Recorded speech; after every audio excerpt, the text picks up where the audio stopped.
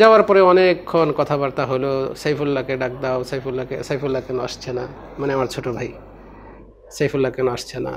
সাইফুল্লাহ আসলো, আসার পরে আব্বাকে দেখলাম পকেট থেকে 2টা আপেল বের করছে। 2টা আপেল বের করে একটা আমাকে দিলেন, একটা সাইফুল্লাহকে দিলেন, তোমরা দুইজনে খাও, আমি দেখব। আল্লাহ আকবার। মিরপুরে যখন পড়তাম সেই সময় ছাত্ররা ঘুমিয়ে যেত, মসজিদে একেবারে গণহারে সবাই ঘুমাতাম, ফলে সব লাইট অফ করে দেওয়া হতো।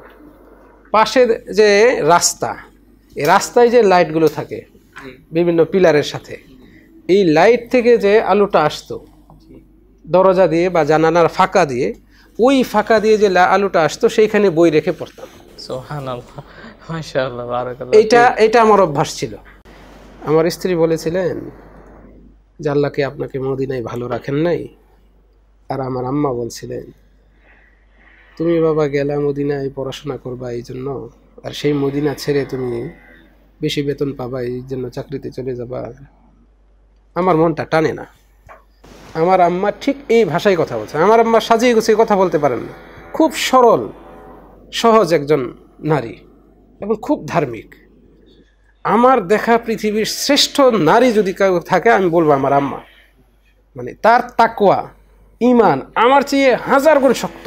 আমার সেখানে থিসিসের বিষয়বস্তু ছিল যে হাদিসে নবী মুহাম্মদ সাল্লাল্লাহু আলাইহি সাল্লাম দান, সদকা, তারপরে অনুদান, চ্যারিটি, যে কোনো ভালো কাজে খরচ করা, এগুলোর ফজিলত সম্পর্কিত যত হাদিস রাসূল সাল্লাল্লাহু বলছেন এবং যত হাদিস তার নামে বলা হয়েছে, মানে জয়ীফ, মাউজু, এই সব হাদিস এখানে জমা করা, এটা ছিল আমার কাজ। অফিসে গিয়ে দেখি আলাদা অন্য চিত্র। আরও কয়েকজন ঊর্ধ্বতন কর্মকর্তা, তারা বসে আছে সামনে, খেজুর, দামি খেজুর, গাহওয়া, চা, এগুলো নিয়ে। আমি ঢোকার সাথে সাথে সবাই সামনে এসে আমাকে জড়িয়ে ধরছে এক এক করে। বুশরা লিল বাঙ্গালিয়িন, বাঙালিদের জন্য সুসংবাদ। আমার ভেতরে যে একটা ভয় ছিল এটা দূর হয়ে গেল তাদের এই আচরণ দেখে। তারপরে তারা নিজেরাই চা গাহওয়া আমাকে দিচ্ছেন, মানে আলাদা তাকরীম, সম্মান। সুবহানাল্লাহ। তারপরে বলতেছেন যে বাদশার পক্ষ থেকে মুওয়াফাকা আসছে। মুওয়াফাকা মানে সম্মতি, অনুমোদন আসছে যে মসজিদে নববীতে বাংলা ভাষায় দার্স হবে, তাদরিস হবে, এবং এই তাদরিসের জন্য তোমার নাম আমাদের কাছে এসছে। সুবহানাল্লাহ, আল্লাহু আকবার। সাথে সাথে চোখে পানি চলে আসলো, শরীরটা কাঁপতে লাগলো। সুবহানাল্লাহ।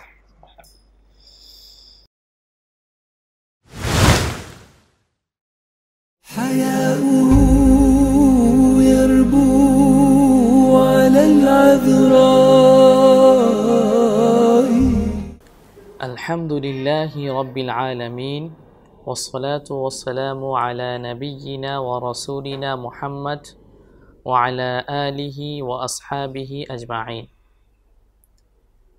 প্রিয় মুসলিম ভাই ও বোনেরা, স্ট্যাঞ্জার মিডিয়ার পক্ষ থেকে আমি আবুল আইস ফাহিম আপনাদের আন্তরিক শুভেচ্ছা ও মোবারকবাদ জানাচ্ছি। আসসালামু আলাইকুম ওয়া রাহমাতুল্লাহি ওয়া বারাকাতুহু। প্রিয় দর্শক, আজকে আপনাদের সাথে পরিচয় করিয়ে দিব আমাদের লিজেন্ড, প্রথিত যশা, যিনি মদিনা ইসলামী বিশ্ববিদ্যালয়তে কুল্লিয়াতুল হাদিস তথা হাদিস বিভাগ থেকে প্রথম বাংলাদেশি হিসেবে পিএইচডি ডিগ্রি অর্জন করেছেন। একই সাথে তিনি মসজিদুন নববীতে বাংলা ভাষায় দার্স দেওয়ার গৌরব অর্জন করেছেন প্রথম বাংলাদেশি হিসেবে, এবং সেই সঙ্গে তিনি মসজিদুন নববীর খুতবা বাংলায় অনুবাদ করার দায়িত্ব পেয়েছিলেন। আমরা শায়েখকে স্ট্যাঞ্জার মিডিয়ার পক্ষ থেকে স্বাগত জানাচ্ছি। আসসালামু আলাইকুম ওয়া রাহমাতুল্লাহ। ওয়ালাইকুম আসসালাম ওয়া রাহমাতুল্লাহি ওয়া বারাকাতুহু। শায়েখ, আমরা প্রথমেই আপনার থেকে আপনার সংক্ষিপ্ত পরিচয়টা একটু জানতে চাচ্ছিলাম। আলহামদুলিল্লাহ ওয়াসসালাতু ওয়াসসালামু আলা রাসূলিল্লাহ, আম্মা বা'দ। আমি হারুনুর রশিদ ত্রিশালী। আমার বাবা মাওলানা আব্দুস সাত্তার ত্রিশালী, যিনি বাংলাদেশের একজন খ্যাতনামা সালাফি আলেম ছিলেন। কোরআন এবং সুন্নাহের দাওয়াত সারা দেশব্যাপী তিনি দিয়ে গিয়েছেন রহিমাহুল্লাহ। আমার বাড়ি ময়মনসিংহ জেলার ত্রিশাল থানাধীন চকপাসপাড়া গ্রামে। তো আমি সেখানেই আমার শৈশব কাটে। তারপরে লেখাপড়া আমি শুরু করেছি শৈশবেই। সেখানেই আমাদের গ্রামে মক্তব ছিল, সেখানে যে একটা প্রসিদ্ধ মাদ্রাসা রয়েছে আল জামিয়াতুর রহমানিয়া, বর্তমানে এটার নাম। সেখানে আমি মক্তবে পড়ি। কোরআন যখন পড়া শিখেছি, মক্তব শেষ হয়েছে, তারপরে আমার বাড়ির পাশেই প্রাইমারি স্কুল রয়েছে। আমি সেই প্রাইমারি স্কুলে পঞ্চম শ্রেণী পর্যন্ত পড়াশোনা করি। তো আমার শৈশব মানে ছোটোবেলার জীবনটা আমাদের গ্রামেই বাবা মা ভাই বোনদের সাথেই কেটেছে। জি শেখ জাজাকুমুল্লাহ খয়রান। আমরা আপনার পিতা সম্মানিত শেখ, তিনিও একজন আমাদের প্রথিত যশা ছিলেন, আব্দুস সাত্তার ত্রিশালী রহিমাউল্লাহ। আল্লাহ তাআলা তাকে জান্নাতুল ফিরদাউস দিয়ে সম্মানিত করুন। শেখ, আমরা ওনাকে চিনিও জানি। আপনার পিতা ও পরিবার সম্পর্কে আমাদের দর্শকদের উদ্দেশ্যে যদি মেহরবানি করে বলতেন। আমার বাবা মাওলানা আব্দুস সাত্তার ত্রিশালী দেশের যারা সালাফি ঘরানার মানুষ রয়েছেন, যারা বিশুদ্ধ হাদিস কোরআন সুন্নাহের উপর আমল করেন, তাদের প্রায় সকলেই চেনেন আমার আব্বাকে। আমার আব্বা তিনি যেমন মানুষের কাছে যে সুনামের সাথে তিনি ছিলেন, তিনি বাস্তব জীবনেও পারিবারিক জীবনেও তিনি সেরকমই একজন ব্যক্তি ছিলেন। আমি আমার বাবাকে তিনি যা বলতেন মানুষকে, সেরকমই আমি তাকে পেয়েছি। আমার আব্বা রহিমাহুল্লাহ তিনি নিজের পরিবারে সবসময় একজন আদর্শ অভিভাবক হিসেবেই তিনি ছিলেন। আপনারা হয়তো কেউ কেউ জানেন, অথবা অনেকেই হয়তো জানেন না, আমার আব্বা 3টা বিয়ে করেছেন। তা আমি সবচেয়ে ছোট তরফ, আব্বার সবচেয়ে ছোট স্ত্রী, তৃতীয় স্ত্রী, তার গর্ভের সন্তান। তো আলহামদুলিল্লাহ আমি দেখেছি আমার আব্বা এই বিষয়ে খুব সচেতন ছিলেন। সবার অধিকার যেন সুন্দরভাবে মানে আদায় করা হয়, সে বিষয়ে তিনি সতর্ক ছিলেন। বাবা তিনি কর্মজীবনে যেমন অত্যন্ত ব্যস্ত ছিলেন, এই ব্যস্ততা তার সন্তানদের খোঁজখবর নেওয়ার ব্যাপারে কখনো প্রতিবন্ধকতা সৃষ্টি করতে পারেনি। আমরা সর্বসাকুল্যে 18 ভাই বোন ছিলাম বলছি এই জন্য, যেহেতু আমাদের মধ্য থেকে 2 জন ভাই মারা গিয়েছেন। 2 মাস আগে আমাদের পরিবারের সবচেয়ে বড় প্রথম সদস্য, আমার আব্বার প্রথম সন্তান মাওলানা মোহাম্মদ আলী রহিমাহুল্লাহ, তিনি মারা গিয়েছেন আমি সৌদি আরব থেকে আসার 1 সপ্তাহ পরেই। তারপরে ওনার আগেই প্রায় 5 বছর আগে আমাদের পরিবারের 3য় ভাই, বড় ভাই আব্দুল হান্নান, তিনিও মারা গিয়েছেন। তো এই জন্যই বললাম আমরা 18 ভাই বোন ছিলাম। তো আমাদের মধ্যে থেকে সব বোন রয়েছেন, জীবিত আছেন আলহামদুলিল্লাহ। শুধুমাত্র 2 ভাই মারা গিয়েছেন। বাকি আমরা এখনও 16 জন সদস্য পরিবারের আছি। তা আমাদের এই খোঁজখবর নেওয়ার ব্যাপারে, পড়াশোনার ব্যাপারে আমার আব্বা খুব সচেতন ছিলেন। আমি তো সপ্তম, ভাইদের মধ্যে আমি সপ্তম, আর ভাই বোনদের মধ্যে আমি 11তম, মানে টোটাল ভাই বোনদের মধ্যে 11তম। তো আমি যেটা দেখেছি, আমার আব্বা এই ব্যাপারে খুব সতর্ক ছিলেন। আমলের ব্যাপারে তিনি খুব কঠোর ছিলেন। প্রত্যেক দিন রাতে আগে ঘুমানো, আর ফজরের আজান হলে অন্ধকার, ঝড়, বৃষ্টি কোনোটাই তাকে আটকে রাখতে পারতো না, মসজিদে চলে যেতেন। এবং আমাদেরকে ঘুম থেকে ওঠাতে বাধ্য করতেন। আমাদের তো একাধিক, বেশ কয়েকটা ঘর ছিল, অনেক জায়গা নিয়ে আমাদের গ্রামের বাড়ি, যারা গিয়েছে তারা জানে। তো প্রত্যেকটা ঘরে গিয়ে আব্বার একটা লাঠি ছিল, যেটা দিয়ে তিনি মসজিদে ওই বিশেষ করে ফজরের সময় ভর দিয়ে যেতেন বা সাথে রাখতেন। তো এই লাঠি দিয়ে দরজায় তিনি বাড়ি দিতেন, সবাইকে ওঠাতেন। আমাদেরকে বলতেন, তোমাদেরকে মাদ্রাসায় দিয়েছি, ফজরের সময় ঘুমিয়ে থাকবে এই জন্য। আমরা তো ছোট ছিলাম, একটু অলসতা থাকে, এটা স্বাভাবিক, বা চাইতাম একটু পরে উঠি, ঘুমের চাপ থাকতো বেশি, কিন্তু আব্বা উঠাতেন। আলহামদুলিল্লাহ, আল্লাহ রাব্বুল আলামিন আমার আব্বাকে এর উত্তম বদলা ইনশাআল্লাহ দিয়েছেন, দিবেন আশা করছি।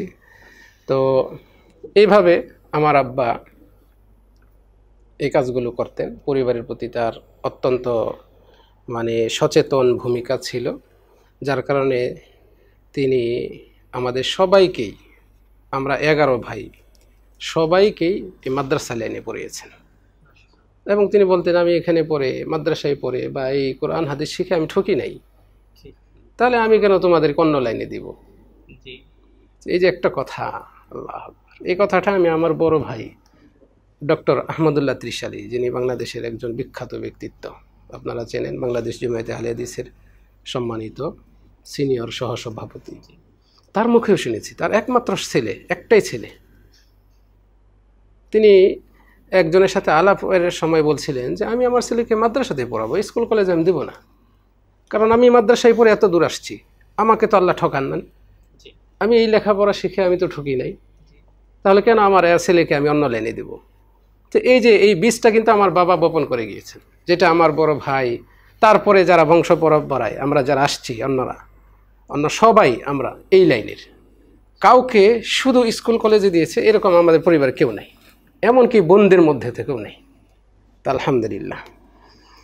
তা আমার আব্বার, আপনি যেহেতু বলছেন স্মৃতিচারণের বিষয়টি, একজন বাবা হিসেবে সন্তানের প্রতি যে মহব্বত, ভালোবাসা, সেটা তার সকল সন্তানের প্রতিই ছিল।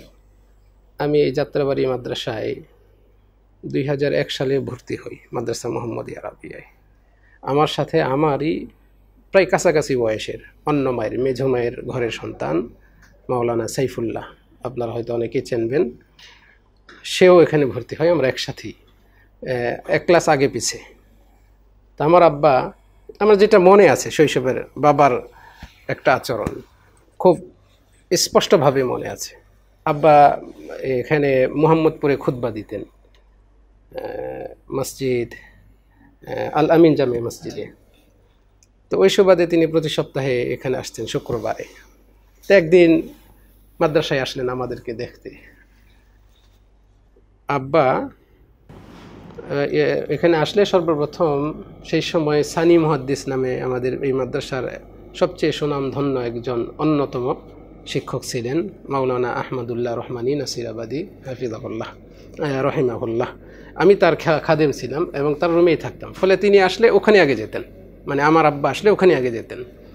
যাওয়ার পরে অনেকক্ষণ কথাবার্তা হলো, সাইফুল্লাহকে ডাক দাও, সাইফুল্লাহ কেন আসছে না, আমার ছোট ভাই, সাইফুল্লাহ কেন আসছে না।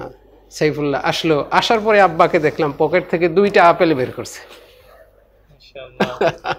2টা আপেল বের করে একটা আমাকে দিলেন, একটা সাইফুল্লাহকে দিলেন, তোমরা দুইজনে খাও, আমি দেখব।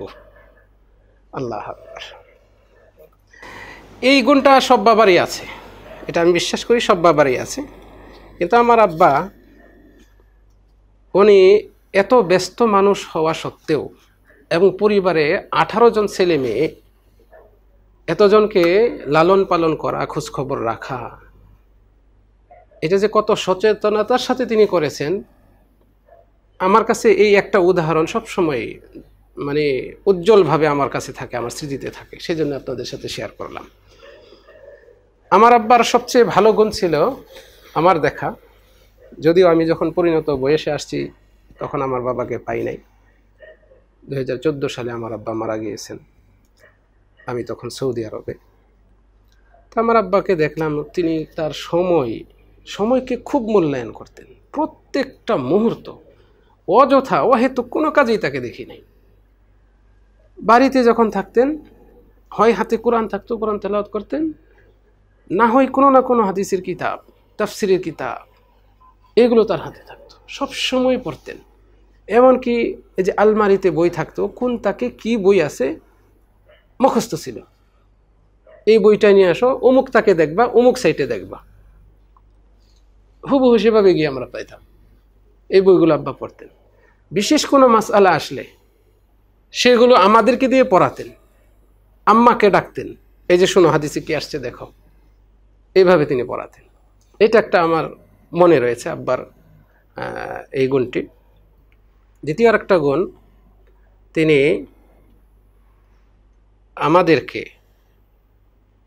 আমাদেরকে সব সময় এই বিষয়টা স্মরণ করাতেন যে তোমরা আল্লাহর কাছে মাপ চাও, আল্লাহর কাছে ক্ষমা চাও। ইস্তেগফারের বিষয়টা স্মরণ করে দিতেন। যে কেউ আসতো, কাছের দূরের আত্মীয় অনাত্মীয় যে কেউ আব্বার কাছে আসতো, আব্বা এই দোয়া করতেন, আল্লাহ মাফ করুক। এমনকি যখন আব্বা অসুস্থ, আমি তো ওই যে আমার আব্বা মারা যাওয়ার 1 মাস আগে এসেছিলাম শুধু আব্বাকে দেখার জন্য, 1 সপ্তাহের ছুটি নিয়ে মদিনা ভার্সিটি থেকে। তো সেই সময় দেখেছি এই শব্দটাই বেশি বেশি উচ্চারণ করতেন, আল্লাহ মাফ করো, মানে আস্তাগফিরুল্লাহ, এটাকেই তিনি বাংলাতে বলতেন, আল্লাহ মাফ করো। কেউ দোয়া চাইলে এই কথাটাই বলতেন, আল্লাহ মাফ করুক। কারণ এই জিনিসটা আমাদের মুসলমানদের জন্য সবচেয়ে বড় একটা বিষয়, যে আল্লাহর ক্ষমা, মাগফিরা। আল্লাহ ছাড়া আর কেউ তো ক্ষমা করতে পারে না, এটার মালিক তো আল্লাহ। আল্লাহ যদি ক্ষমা করেন, একজন মুসলমানের সফলতার জন্য এতটুকুই যথেষ্ট হয়ে যায়। আর এইটাকেই আমার আব্বা অবলম্বন করে নিয়েছিলেন। তো এইভাবে আরও অনেক বিষয় রয়েছে, সময় তো গড়িয়ে যাচ্ছে। জি শাইখ, আপনার আব্বা আব্দুস সাত্তার ত্রিশ আলী রহিমাহুল্লাহ, তিনি আসলে আমাদের অনুসরণীয় ব্যক্তিত্ব এবং তিনি নিরাশ হন নাই। তার যতগুলো সন্তান আছে আপনারা চিনবেন, সবাই বাংলাদেশের উজ্জ্বল নক্ষত্র এবং তারা বাংলাদেশের বিভিন্ন জায়গায় কাজ করতেছেন। এবং রহিমাহুল্লাহর সম্পর্কে আমরা জানতাম যে উনি একজন খুব ভালো আলোচক ছিলেন। তিনি যে মাশাআল্লাহ মানুষদেরকে এভাবে লালন পালন করেছেন, আমাদের মুসলিম ভাইয়েরা অনেকেই নিরাশ হন যে আমাদের সন্তানদেরকে মাদ্রাসায় পড়িয়ে কি করব, মাদ্রাসায় পড়ালে তো সে ডাক্তার ইঞ্জিনিয়ার হতে পারবে না। তাদের জন্য এটা একটা খুব বড় মেসেজ যে না, মাদ্রাসায় পড়িয়ে আপনি নিরাশ হবেন না। আমাদের আব্দুস সাত্তার ত্রিশ আলী রহিমাহুল্লাহ আমাদেরকে সেটি দেখিয়ে গিয়েছেন। আল্লাহ তাআলা তাকে জান্নাতুল ফিরদাউস দিয়ে সম্মানিত করুন, আমিন। আচ্ছা সম্মানিত শাইখ, আমরা জানতে পেরেছি যে আপনি 5ম শ্রেণী পর্যন্ত গ্রামে পড়ালেখা করেছেন। তারপর 2004 সালে বোধহয় 2004 সালে বোধহয় যাত্রাবাড়ি মাদ্রাসা মোহাম্মদী আরবিয়াতে চলে এসেছেন। তা ওই 5ম শ্রেণীর পরেই কি এখানে আসা, নাকি মাঝে অন্য কোথাও পড়ালেখা করেছেন? আমি 1994 সালে স্কুলে 4র্থ শ্রেণীতে ভর্তি হই, আমাদের বাড়ির পাশেই 4র্থ শ্রেণীতে। তো 94, 95, মানে 94 শেষের দিকে সম্ভবত ছিল। তো 2 বছর সেখানে পড়াশোনা করি। প্রথমে আমাকে স্কুলে ভর্তি নিতে চায় নাই, যেহেতু আমি এখানে গ্রামের ওই যে মক্তব মাদ্রাসা। তারপরে সেখানে হয়তো 1 বছর, 1 বছরের মতো ক্লাস করেছিলাম মক্তব শেষ করে। তো স্কুলে বাংলা ইংরেজি একটু পড়াশোনা করার জন্য আমার বড় ভাইও পরামর্শ দিয়েছিলেন, আর আমার আব্বাও চিন্তা করলেন যে মাদ্রাসাতেই তো পড়াবো, তো একটু বাংলা ইংরেজি অঙ্ক এগুলো বিষয়ে একটু অভিজ্ঞতা আসুক, ছেলেটার কিছুটা জানুক, তারপরে ঢাকাতে নিয়ে যাব। তো এই হিসেবে আর কি গ্রামের আমাদের একদম বাড়ির সাথেই, এখনও একদম কত 100 থেকে 150 হাত দূরত্ব হবে স্কুল, প্রাইমারি স্কুল। তো সেখানে ভর্তি করে দিলেন। প্রথমে ভর্তি নিতে চায় নাই স্কুলে যিনি প্রধান শিক্ষক, যে হয়তো 4র্থ শ্রেণীতে এই ছেলেটা হয়তো ইংরেজি অঙ্ক এগুলোতে পারবে না, এরকম একটা আশঙ্কা ছিল। তারপরেও আমার আব্বা রিকোয়েস্ট করাতে ভর্তি নিলেন। তো প্রথম পরীক্ষাতেই আমি ক্লাসে ফার্স্ট হয়ে গেলাম। প্রথম পরীক্ষাতেই স্কুলে 4র্থ শ্রেণীতে আমি ক্লাসে ফার্স্ট হলাম। তো তাদের ধারণা পরিবর্তন হয়ে গেল। তারপরে এই রুল 1 নিয়েই আমি প্রাইমারি স্কুল জীবন শেষ করি, 5ম শ্রেণী শেষ করি। তারপরে 96 সালে আমার বড় ভাই ডক্টর আহমদুল্লাহ ত্রিশালী, ওনার পরামর্শে আব্বা মিরপুরে নিয়ে আসেন।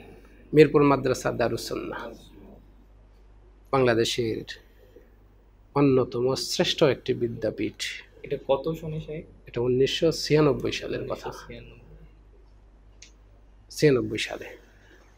তো সেখানে আমি ভর্তি হই, একদম নিচেই ভর্তি হই, কারণ তখন বয়সও একদম অল্প ছিল। সেখান থেকে 2001 সাল পর্যন্ত ওখানে পড়াশোনা করি, 5 বছর সেখানে পড়াশোনা করি। তারপরে 2001-এ মাদ্রাসা মোহাম্মদিয়া আরাবিয়ায় ভর্তি হয়। সেই সময় মাদ্রাসা দারুস সুন্নাহ এখন যে পর্যায়ে আছে এই পর্যায়ে ছিল না, দাওরা হাদিস ছিল না। সেই সময় শেষ পর্যন্ত ওই মাদ্রাসায় শেষ পর্যন্তই সমাপ্ত করে তারপরে এখানে চলে আসি। এখানে এসে মুতাওয়াসসিতা খামিসাতে ভর্তি হই। মুতাওয়াসসিতা খামিসাতে, যেখানে মেশকাত পড়ানো হয়, এই ক্লাসে। মিরপুরে সাহেব তখন কোন ক্লাস পর্যন্ত চালু ছিল? সেটা নাহমির পর্যন্ত ছিল, নাহমির পর্যন্ত ছিল। এখানে এসে মেশকাতে ভর্তি হয় এবং মেশকাতে আমরা নাহুর কিতাব হিসেবে কাফিয়া পাই। এখন হয়তো কাফিয়া নাই, সম্ভবত অন্য কিতাব দেওয়া হয়েছে। তো শৈশবের পড়াশোনার ক্ষেত্রে মিরপুরের জীবনটা আমার কাছে সবচেয়ে উজ্জ্বল মনে হয়, যেহেতু সেখান থেকেই মূলত আমার মূল ফাউন্ডেশন তৈরি হয়, কোরআন হাদিস শিখার, নাহু সরফ ইত্যাদি এগুলো বিষয়ের। আর সেখানে পড়াশোনার মানও ভালো, আগেও ভালো ছিল, এখন আলহামদুলিল্লাহ ভালো আছে। তো যার কারণে এই মাদ্রাসার প্রতি আমার একটা দুর্বলতা আছে। পরবর্তীতে মাদ্রাসা মোহাম্মদিয়া আরাবিয়া থেকে ফারেগ হওয়ার পর সেখানে আবার শিক্ষকতাও করি। তো এখানে 2001 সালে মাদ্রাসা মোহাম্মদিয়া আরাবিয়াতে ভর্তি হই এবং এইখানে 5 বছর পড়াশোনা করি। 2006-এ এখান থেকে মোতাখাররিজ হই। এখান থেকে মোতাখাররিজ হয়ে কতদিন দেশে ছিলেন, তারপর মদিনাতে কত সালে চলে গেলেন? এখানে যখন যাত্রাবাড়ি মাদ্রাসা মোহাম্মদিয়া আরাবিয়ায় পড়াশোনা করি, এই মাদ্রাসার একটা আমেজ ছিল, একটা বড় বৈশিষ্ট্য ছিল যে এখান থেকেই সেই সময় মদিনা বিশ্ববিদ্যালয়ে আমাদের ভালো ছাত্র যারা, তারা চান্স পায়, সুযোগ পায়। সেই সময় শুধু এখান থেকেই ছাত্ররা যেত, আমাদের এই কওমি মাদ্রাসার মধ্য থেকে। তখন পাঁচরকি দারুল হাদিস সালাফিয়া মাদ্রাসা দারুস সুন্নাহ, নাজিরা বাজার মাদ্রাসা এবং অন্যান্য মাদ্রাসা, এগুলো মুআদালা হয় নাই সেই সময়। তো এই যে একটা এই মাদ্রাসার বৈশিষ্ট্য এবং বিশেষত্ব, এইটাকে কেন্দ্র করে প্রত্যেক ছাত্রের মনেই একটা আবেগ ছিল এবং আকাঙ্ক্ষা ছিল, থাকতো, এটা কাজ করতো। তো সেই জিনিসটা আমার ভেতরেও ছিল। আমিও এখানে আসছি এবং এই বিষয়ে আমার তামান্না ছিল, প্রচেষ্টাও ছিল। আমাদের বেচে যারা ছিলেন এদের অধিকাংশই খুবই মেধাবী। আপনারা হয়তো জানবেন, এখন বর্তমানে এখানকার শিক্ষক শেখ আব্দুর রউফ মাদানী হাফিজাহুল্লাহ, তারপরে শেখ মুসাদ্দিক মাদানী হাফিজাহুল্লাহ, ডক্টর সুলাইমান ময়মনসিংহের মদিনা বিশ্ববিদ্যালয় থেকে পিএইচডি করেছে সে, তারপরে শেখ এনামুল্লাহ খান মাদানী, শেখ জাহিদ মাদানী যিনি বর্তমানে মিরপুরের শিক্ষক হিসেবে আছেন, এবং আমাদের এই কয়জনের ভিতরে সবচেয়ে বেশি প্রতিযোগিতা হতো রেজাল্ট ভালো করার জন্য, এবং আমাদের রেজাল্ট প্রায় কাছাকাছি ছিল, প্রতিযোগিতাটাও ছিল বেশি। আর এদিকে মদিনা বিশ্ববিদ্যালয়ে যেন চান্স পাই, ফলে আমাদের তামান্নাটাও ছিল সেরকম, উচ্চ তামান্না, উচ্চাকাঙ্ক্ষা ছিল। এদিকে সবাই আমরা অ্যাপ্লিকেশন করি। মোতাখাররিজ হওয়ার পরে প্রথম বছর আমাদের ব্যাচের সিরিয়ালে যারা আমরা ছিলাম কেউ সুযোগ পাইনি, শুধু একজন চান্স পায়, আমাদের ময়মনসিংহের শেখ আব্দুর রহমান মাদানী, যিনি বর্তমানে কাতলা সেন আলিয়া মাদ্রাসায় শিক্ষক হিসেবে আছেন, উনি সুযোগ পায়। দ্বিতীয় বৎসর আবার আরেকজন সুযোগ পায়, শুধুমাত্র একজন, ডক্টর সুলাইমান, আমাদের ক্লাসের শেখ সুলাইমান, উনি সুযোগ পান। পরের বছর আমরা আল্লাহর রহমতে 5 জন সুযোগ পাই তৃতীয় বছরে এসে, তার মধ্যে আমিও ছিলাম। তো এর মধ্যে আমি মিরপুরে শিক্ষক, পড়াশোনা এখানে করাচ্ছিলাম। এর পাশাপাশি আবার রাজশাহী ইউনিভার্সিটিতে আমি সুযোগ পেয়ে সেখানেও পড়াশোনা করছিলাম। রাজশাহী ইউনিভার্সিটিতে ক্লাস শেষে লাইব্রেরিতে, কেন্দ্রীয় লাইব্রেরিতে আমি একটা অ্যাসাইনমেন্টের তথ্য নেওয়ার জন্য বই ঘাটাঘাটি করছিলাম। এর মধ্যেই সৌদি আরব থেকে আমার কাছে ফোন আসে। শেখ শরীফ মাদানী, আপনারা অনেকেই চিনবেন শেখ শরীফ মাদানী, উনি এখন সৌদি আরবে এক দায়ী সেন্টারে দায়ী হিসেবে আছেন, জাযাকুল্লাহ খাইরাল জাযা। তিনি আমাকে সংবাদটা দেন যে হারুন, তোমার নাম মকবুলিনদের মধ্যে আসছে। এই খবর প্রথম শুনলাম, আলহামদুলিল্লাহ। তো এটা 2008-এর শেষের দিকে এই সংবাদটা আছে। তারপরে তো ওখানে যাওয়ার জন্য প্রস্তুতি। শেখ, মাশাআল্লাহ, আপনার কাছ থেকে জেনে আরও জানতে ইচ্ছা করতেছে। সময় যেহেতু সংক্ষিপ্ত, প্রশ্ন আমরা সংক্ষিপ্তর দিকে নিয়ে যাব। শেখ, আপনি আমাদের 2 আহমদুল্লাহ রহমানীকে পেয়েছেন, তো আপনি সেই সময় অধ্যাবসায়টা কিভাবে করতেন এবং তাদের সম্পর্কে কোনো স্মৃতিচারণ যদি করতেন? মাদ্রাসা মুহাম্মদিয়া আরাবিয়ায় থাকা অবস্থায় আমি 2 জনকেই পেয়েছি, কিন্তু শেখ আহমদুল্লাহ রহমানী রহিমাহুল্লাহ, ওনার কাছে আমার পড়ার সুযোগ হয় নাই। এবং তিনি খুব অল্প সময় ছিলেন আমি যখন আসি তখন। মাঝে মধ্যে ওনাকে নামাজ পড়াতে দেখতাম। আর ক্লাস সম্ভবত তিনি কুল্লিয়া সানিয়া, কুল্লিয়া উলায়, একদম সর্বোচ্চ যে 2টা ক্লাস, সেখানে ক্লাস করাতেন। আর আমি তো তখন ছোট, মুতাওয়াসসিতা খামেসাতে এখানে ভর্তি হই, ফলে ওনার কাছে ক্লাস করার সুযোগ হয় নাই। আর ওনার দৃষ্টিশক্তিও তখন দুর্বল হয়ে যায়। কিছুদিনের মধ্যেই তিনি আবার মাদ্রাসা ছেড়ে রিটায়ার্ড হয়ে চলে যান। থেকে যান শেখ আহমদুল্লাহ রহমানী নাসিরাবাদী রহিমাহুল্লাহ, উনি, এবং ওনার রুমে আমি থাকতাম, ওনার খাদিম হিসেবেই থাকতাম। উনি আমার সম্পর্কে তালুই হন, এটাও একটা বড় ইয়া ছিল। এই সুবাদেও আমি ওনার রুমে থাকতাম এবং খেদমত করতাম। তো উনি তো নিঃসন্দেহে বড় মাপের আলেম। বাংলাদেশে এরকম ক্ষণজন্মা কোরআন এবং সুন্নাহের আলেম, তাদের মধ্যে তিনি একজন। সব সময় কিতাব নিয়ে পড়ে থাকতেন, সব সময় তিনি কিতাব নিয়ে পড়ে থাকতেন। বিছানায় শুয়ে শুয়ে বই পড়ছেন, হাত থেকে বইটা পড়ে যেত, তিনি ঘুমিয়ে যাচ্ছেন। হাত থেকে বই পড়ে গেছে, মানে বিছানাতেই আছে, হাত বইয়ের উপর অথবা বই হাতের উপর, তিনি ঘুমাচ্ছেন। আবার কোনো কারণে ঘুম ভেঙে গেল, সাথে সাথে বইটা আবার হাতে নেন। এরকম এই বই কি বই? এই বুখারী, মুসলিম, তিরমিজি, নাসাই, ইবনে মাজাহ, এই জাতীয় বই, হাদিসের কিতাব, এইগুলো পড়াতেন, মুরাজাআ করতেন, মুতালাআ করতেন, সব সময়ের ভেতরে থাকতেন। এবং তিনি তাহাজ্জুদ, প্রত্যেক রাতেই তাহাজ্জুদ পড়তেন, তাহাজ্জুদ ছাড়তেন না। তো এবং তিনি আমাকে খুব আদর করতেন, আমাকে সবসময় সময়ের মূল্যায়ন করতেন, নসিহত করতেন, আমাকে ভালোবাসতেন। আরেকটা বড় কারণ যে আমি বাইরে যেতাম না, ঘুরতে যেতাম না, এই যে ঘোরাঘুরি করি না, এইটার কারণে তিনি আমাকে আরো বেশি ভালোবাসতেন, এবং আমার জন্য উনি সবসময় দোয়া করতেন। যেদিন তিনি মারা যান, সেই সময় সানুবিয়া সানিয়াতে পড়ি আমি, এবং আমাদেরকে তিনি নাসাই শরীফ পড়াতেন, সুনানে নাসাই।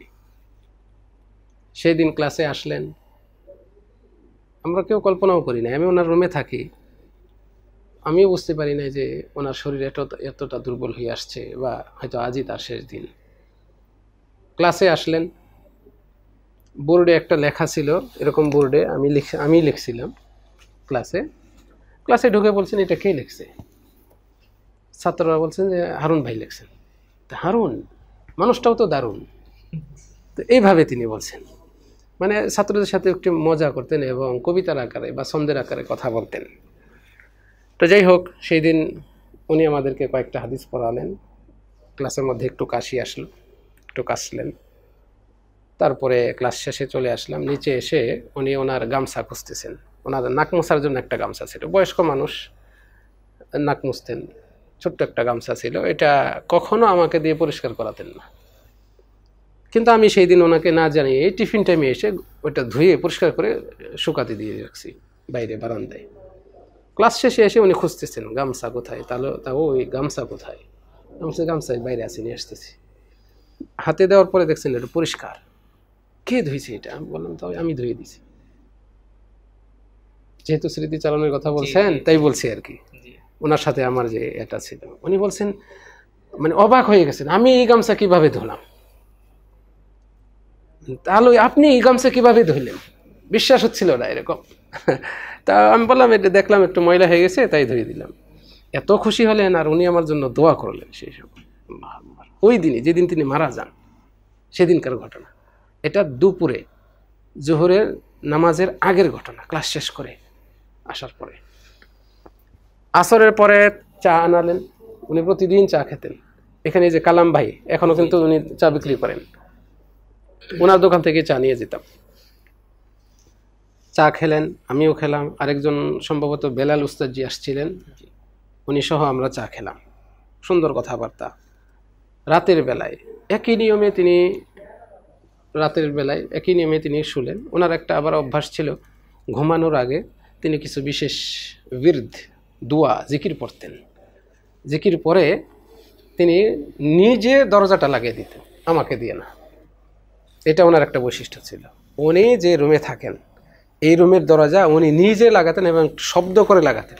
এটা যারা পুরাতন ছাত্র সবাই জানে, সবার কাছে এটা মাশহুর।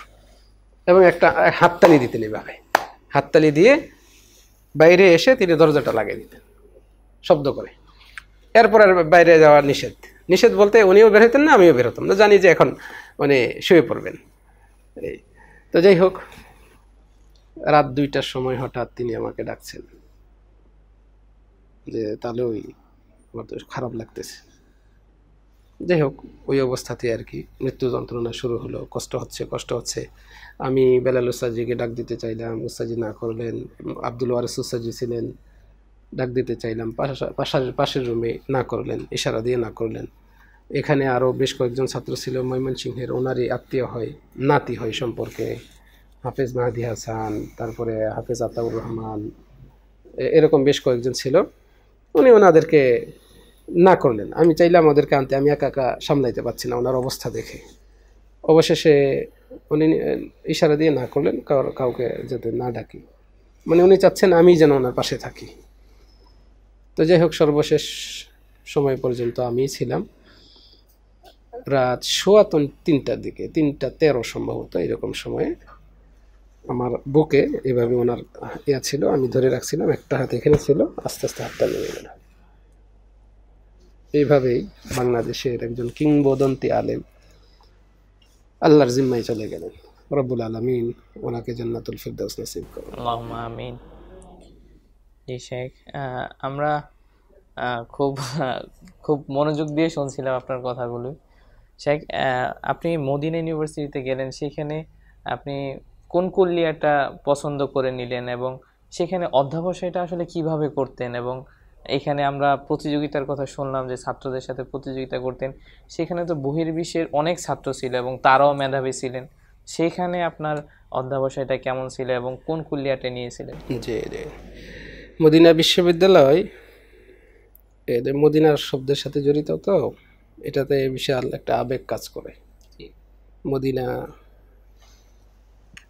এটা মনের আকাঙ্ক্ষা ছিল, আল্লাহ রব্বুল আলামিন যেন কবুল করেন। সাধ্যে নাই, আল্লাহর কাছেই চাওয়া ছিল, অগাধ বিশ্বাস ছিল আল্লাহ ইনশাআল্লাহ কবুল করবে। বাবা মা দোয়া করেছেন এবং যারা শুভাকাঙ্ক্ষী ছিল তারাও দোয়া করতেন। আর আমার উস্তাদ, এই যে একটু আগে যার জীবনের কিছু স্মৃতিচারণ করলাম আমার সাথে, তিনিও দোয়া করেছেন। তো সর্বশেষ 2008-এর শেষের দিকে, 9-এর শুরুর দিকে আল্লাহ রব্বুল আলামিন আমার জীবনের সবচেয়ে বড় সুসংবাদ, মদিনায় ইলমে নববী অর্জন করার, শিক্ষা নেওয়ার সুযোগ লাভ, এই সংবাদটা আমি পেলাম। দুনিয়ার সবচেয়ে সুখকর অনুভূতি তখন আমার ভেতরে কাজ করছিল। আমি মদিনায় যাব, মসজিদে নববীতে সালাত আদায় করব, বিশ্বের শ্রেষ্ঠ ইসলামী বিদ্যাপীঠ মদিনা বিশ্ববিদ্যালয়ে পড়াশোনা করব। এই যে একটা অনুভূতি, এটা বলে বোঝানোর মতো না। জি তো যাই হোক, আলহামদুলিল্লাহ আল্লাহর রহমতে সুযোগ পেলাম। সেখানে তার আগে অনেক দৌড়ঝাঁপ করতে হয়েছে, কাগজগুলো রেডি করার জন্য অনেক পরিশ্রম গেছে।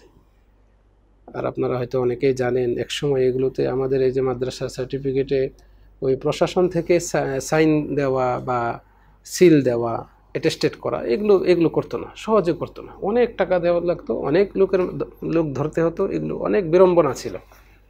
সব মিলে শেষ পর্যন্ত আলহামদুলিল্লাহ যাই হোক সব কিছু ওকে করে মদিনায় গেলাম।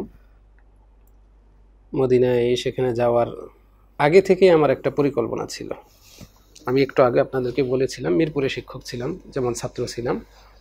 মিরপুরে শিক্ষক থাকা অবস্থায় মিরপুরে যিনি প্রধান শিক্ষক, এখনও তিনি বর্তমানে ওই পদেই আছেন, শেখ আব্দুল নূর মাদানী হাফিজাহুল্লাহ, সেই সময় তিনিও প্রধান শিক্ষক ছিলেন। তিনি ব্যক্তি হিসেবে যেমন অমায়িক, কথাবার্তা খুব নরম ভাষায় কথা বলেন, বক্তব্য খুতবা এগুলো খুব সুন্দর সাজিয়ে গুছিয়ে দেন কোরআন সুন্নাহ থেকে, এবং ওনার তেলাওয়াতটাও খুব ভালো, মনোমুগ্ধকর, যে কোনো শ্রোতাকে আকর্ষণ করবে। আমি সেই সময় শিক্ষক, উনিও শিক্ষক, কিন্তু ওনার এই দিকগুলো আমাকে খুব ভালো লাগতো। তো আমি তখন থেকেই নিয়ত করেছিলাম, আল্লাহ তাআলা যদি আমাকে কবুল করেন, মদিনার জন্য যদি আমাকে কবুল করেন, তাহলে আমার এই প্রিয় মানুষ শেখ আব্দুল নূর মাদানী হাফিজাহুল্লাহ, তিনি যে বিষয়ে পড়াশোনা করেছেন আমি সেই বিষয়ে পড়ব। উনি কুল্লিয়াতুল হাদিস বিভাগে তিনি পড়াশোনা করেছেন।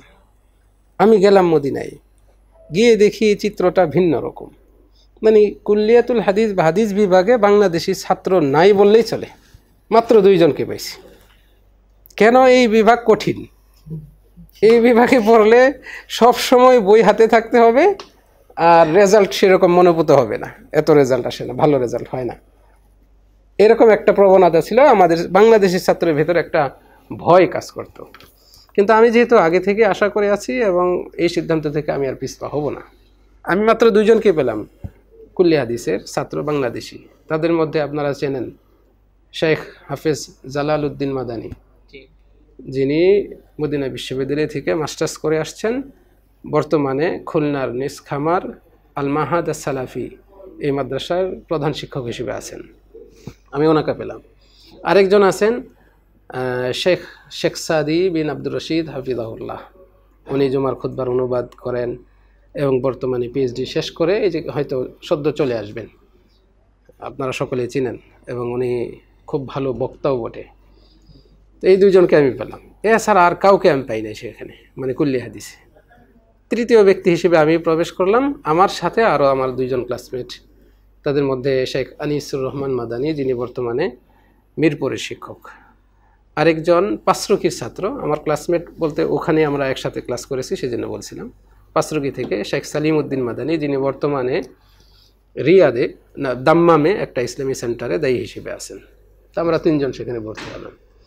তার পরবর্তীতে 1 বছর পরে ওনারা 2 জন চলে আসেন, মানে বিভাগ চেঞ্জ করেন, কুল্লিয়া হাদিস থেকে দাওয়া বিভাগে চলে আসেন, আমি রয়ে গেলাম একা।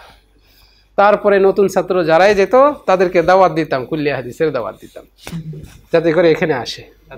এরপরে আলহামদুলিল্লাহ শেখ রাইহান উদ্দিন মাদানী, শেখ আব্দুল হালিম মাদানী, তারপরে শেখ মুস্তাফিজুর রহমান মাদানী, যারা সেখানে খুব ভালো রেজাল্ট করেছে, তারা গেলেন। এরপরে এখন বর্তমানে আলহামদুলিল্লাহ চিত্রটা উল্টা, কুল্লিয়া হাদিসেই সবচেয়ে বেশি ছাত্র আমাদের বাংলাদেশি।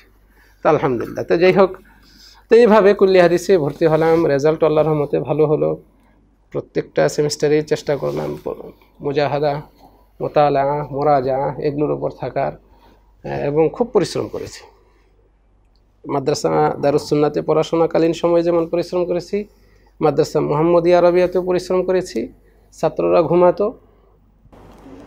মিরপুর মাদ্রাসার একটা স্মৃতিচারণ করি। মিরপুরে যখন পড়তাম সেই সময় ছাত্ররা ঘুমিয়ে যেত, আর ছাত্ররা ওখানে আমরা ঘুমাতাম মসজিদে। মসজিদে একেবারে গণহারে সবাই ঘুমাতাম, ফলে সব লাইট অফ করে দেওয়া হতো। পাশের যে রাস্তা, এই রাস্তায় যে লাইটগুলো থাকে বিভিন্ন পিলারের সাথে, এই লাইট থেকে যে আলোটা আসতো দরজা দিয়ে বা জানালার ফাঁকা দিয়ে, ওই ফাঁকা দিয়ে যে আলোটা আসতো সেইখানে বই রেখে পড়তাম। সুবহানাল্লাহ, মাশাআল্লাহ, বারাকাল্লাহ। এটা আমার অভ্যাস ছিল। সুযোগটা, কারণ এটার পিছনে আরেকটা বড় কারণ ছিল প্রতিযোগিতা। আমার ক্লাসমেট সেই সময়, ওই সময় ক্লাসে ফার্স্ট ছিলেন আমিনুল ইসলাম বিশ্বাস, গোপালগঞ্জের, উনি ফার্স্ট ছিলেন। তারপরে আমি, তারপরে শেখ সুলাইমান। এই যে আমরা এই তিনজনের মধ্যে সবচেয়ে বেশি প্রতিযোগিতা হতো। পরবর্তীতে শেখ সুলাইমান, আল্লাহ রব্বুল আলমিন এমনভাবে তার ব্রেন খুলে দিল যে সেই ফার্স্ট হয়ে গেল। তো যাই হোক, ওই ফার্স্ট সেকেন্ড থার্ড যেটাই হই আমরা, আমাদের ভেতরে একটা প্রচুর খুব বড় ধরনের প্রতিযোগিতা চলতো। একজনকে যদি বই দেখতাম যে সে বই নিয়ে পড়তেছে, তখন আমার অন্য কিছু ভালো লাগতো না, আমাকেও বই হাতে নিতে হবে, না জানি আমি কত পিছিয়ে পড়তেছি, এরকম একটা প্রবণতা ছিল। তো এটা ছিল মিরপুরে থাকা অবস্থায়। যাত্রাবাড়িতে আসার পরে এখানেও রাতের বেলায় রাত 3টা বা 2:30টার সময় ঘুম থেকে উঠে পড়তাম 3তলায় চলে আসতাম পড়ার জন্য। বারান্দায় বসে বসে পড়তাম বা ক্লাসরুমে বসে বসে পড়তাম। এই পরিশ্রমগুলো ছিল। মদিনায় যাওয়ার পরেও এটা ধারাবাহিকভাবে ছিল আলহামদুলিল্লাহ। রাতের বেলায় বিভিন্ন ডিপার্টমেন্টের যে মসজিদ, প্রত্যেকটা ডিপার্টমেন্টেই কিন্তু ছোট ছোট মসজিদ আছে, এরকম ঘর বাইরের চেয়ে আরেকটু বড় সাইজের মসজিদ আছে, ওগুলোতে গিয়ে বসে বসে পড়াশোনা করতাম। তো পরিশ্রম করেছি আলহামদুলিল্লাহ। আল্লাহ রব্বুল আলামিন এগুলো যদি কবুল করেন, এটাই আল্লাহর কাছে প্রত্যাশা। প্রিয় দর্শক, আপনারা শাইখের বক্তব্য থেকে বুঝতে পারলেন যে একটি ভালো প্রতিষ্ঠান, একজন উত্তম শিক্ষক একটি ছাত্রের জীবন পরিবর্তন করে দেন। যেমনটি শাইখ বলেছেন আমাদের সম্মানিত শাইখ আব্দুল নূর মাদানী হাফিজাহুল্লাহর ব্যাপারে, তিনি একজন অমায়িক মানুষ।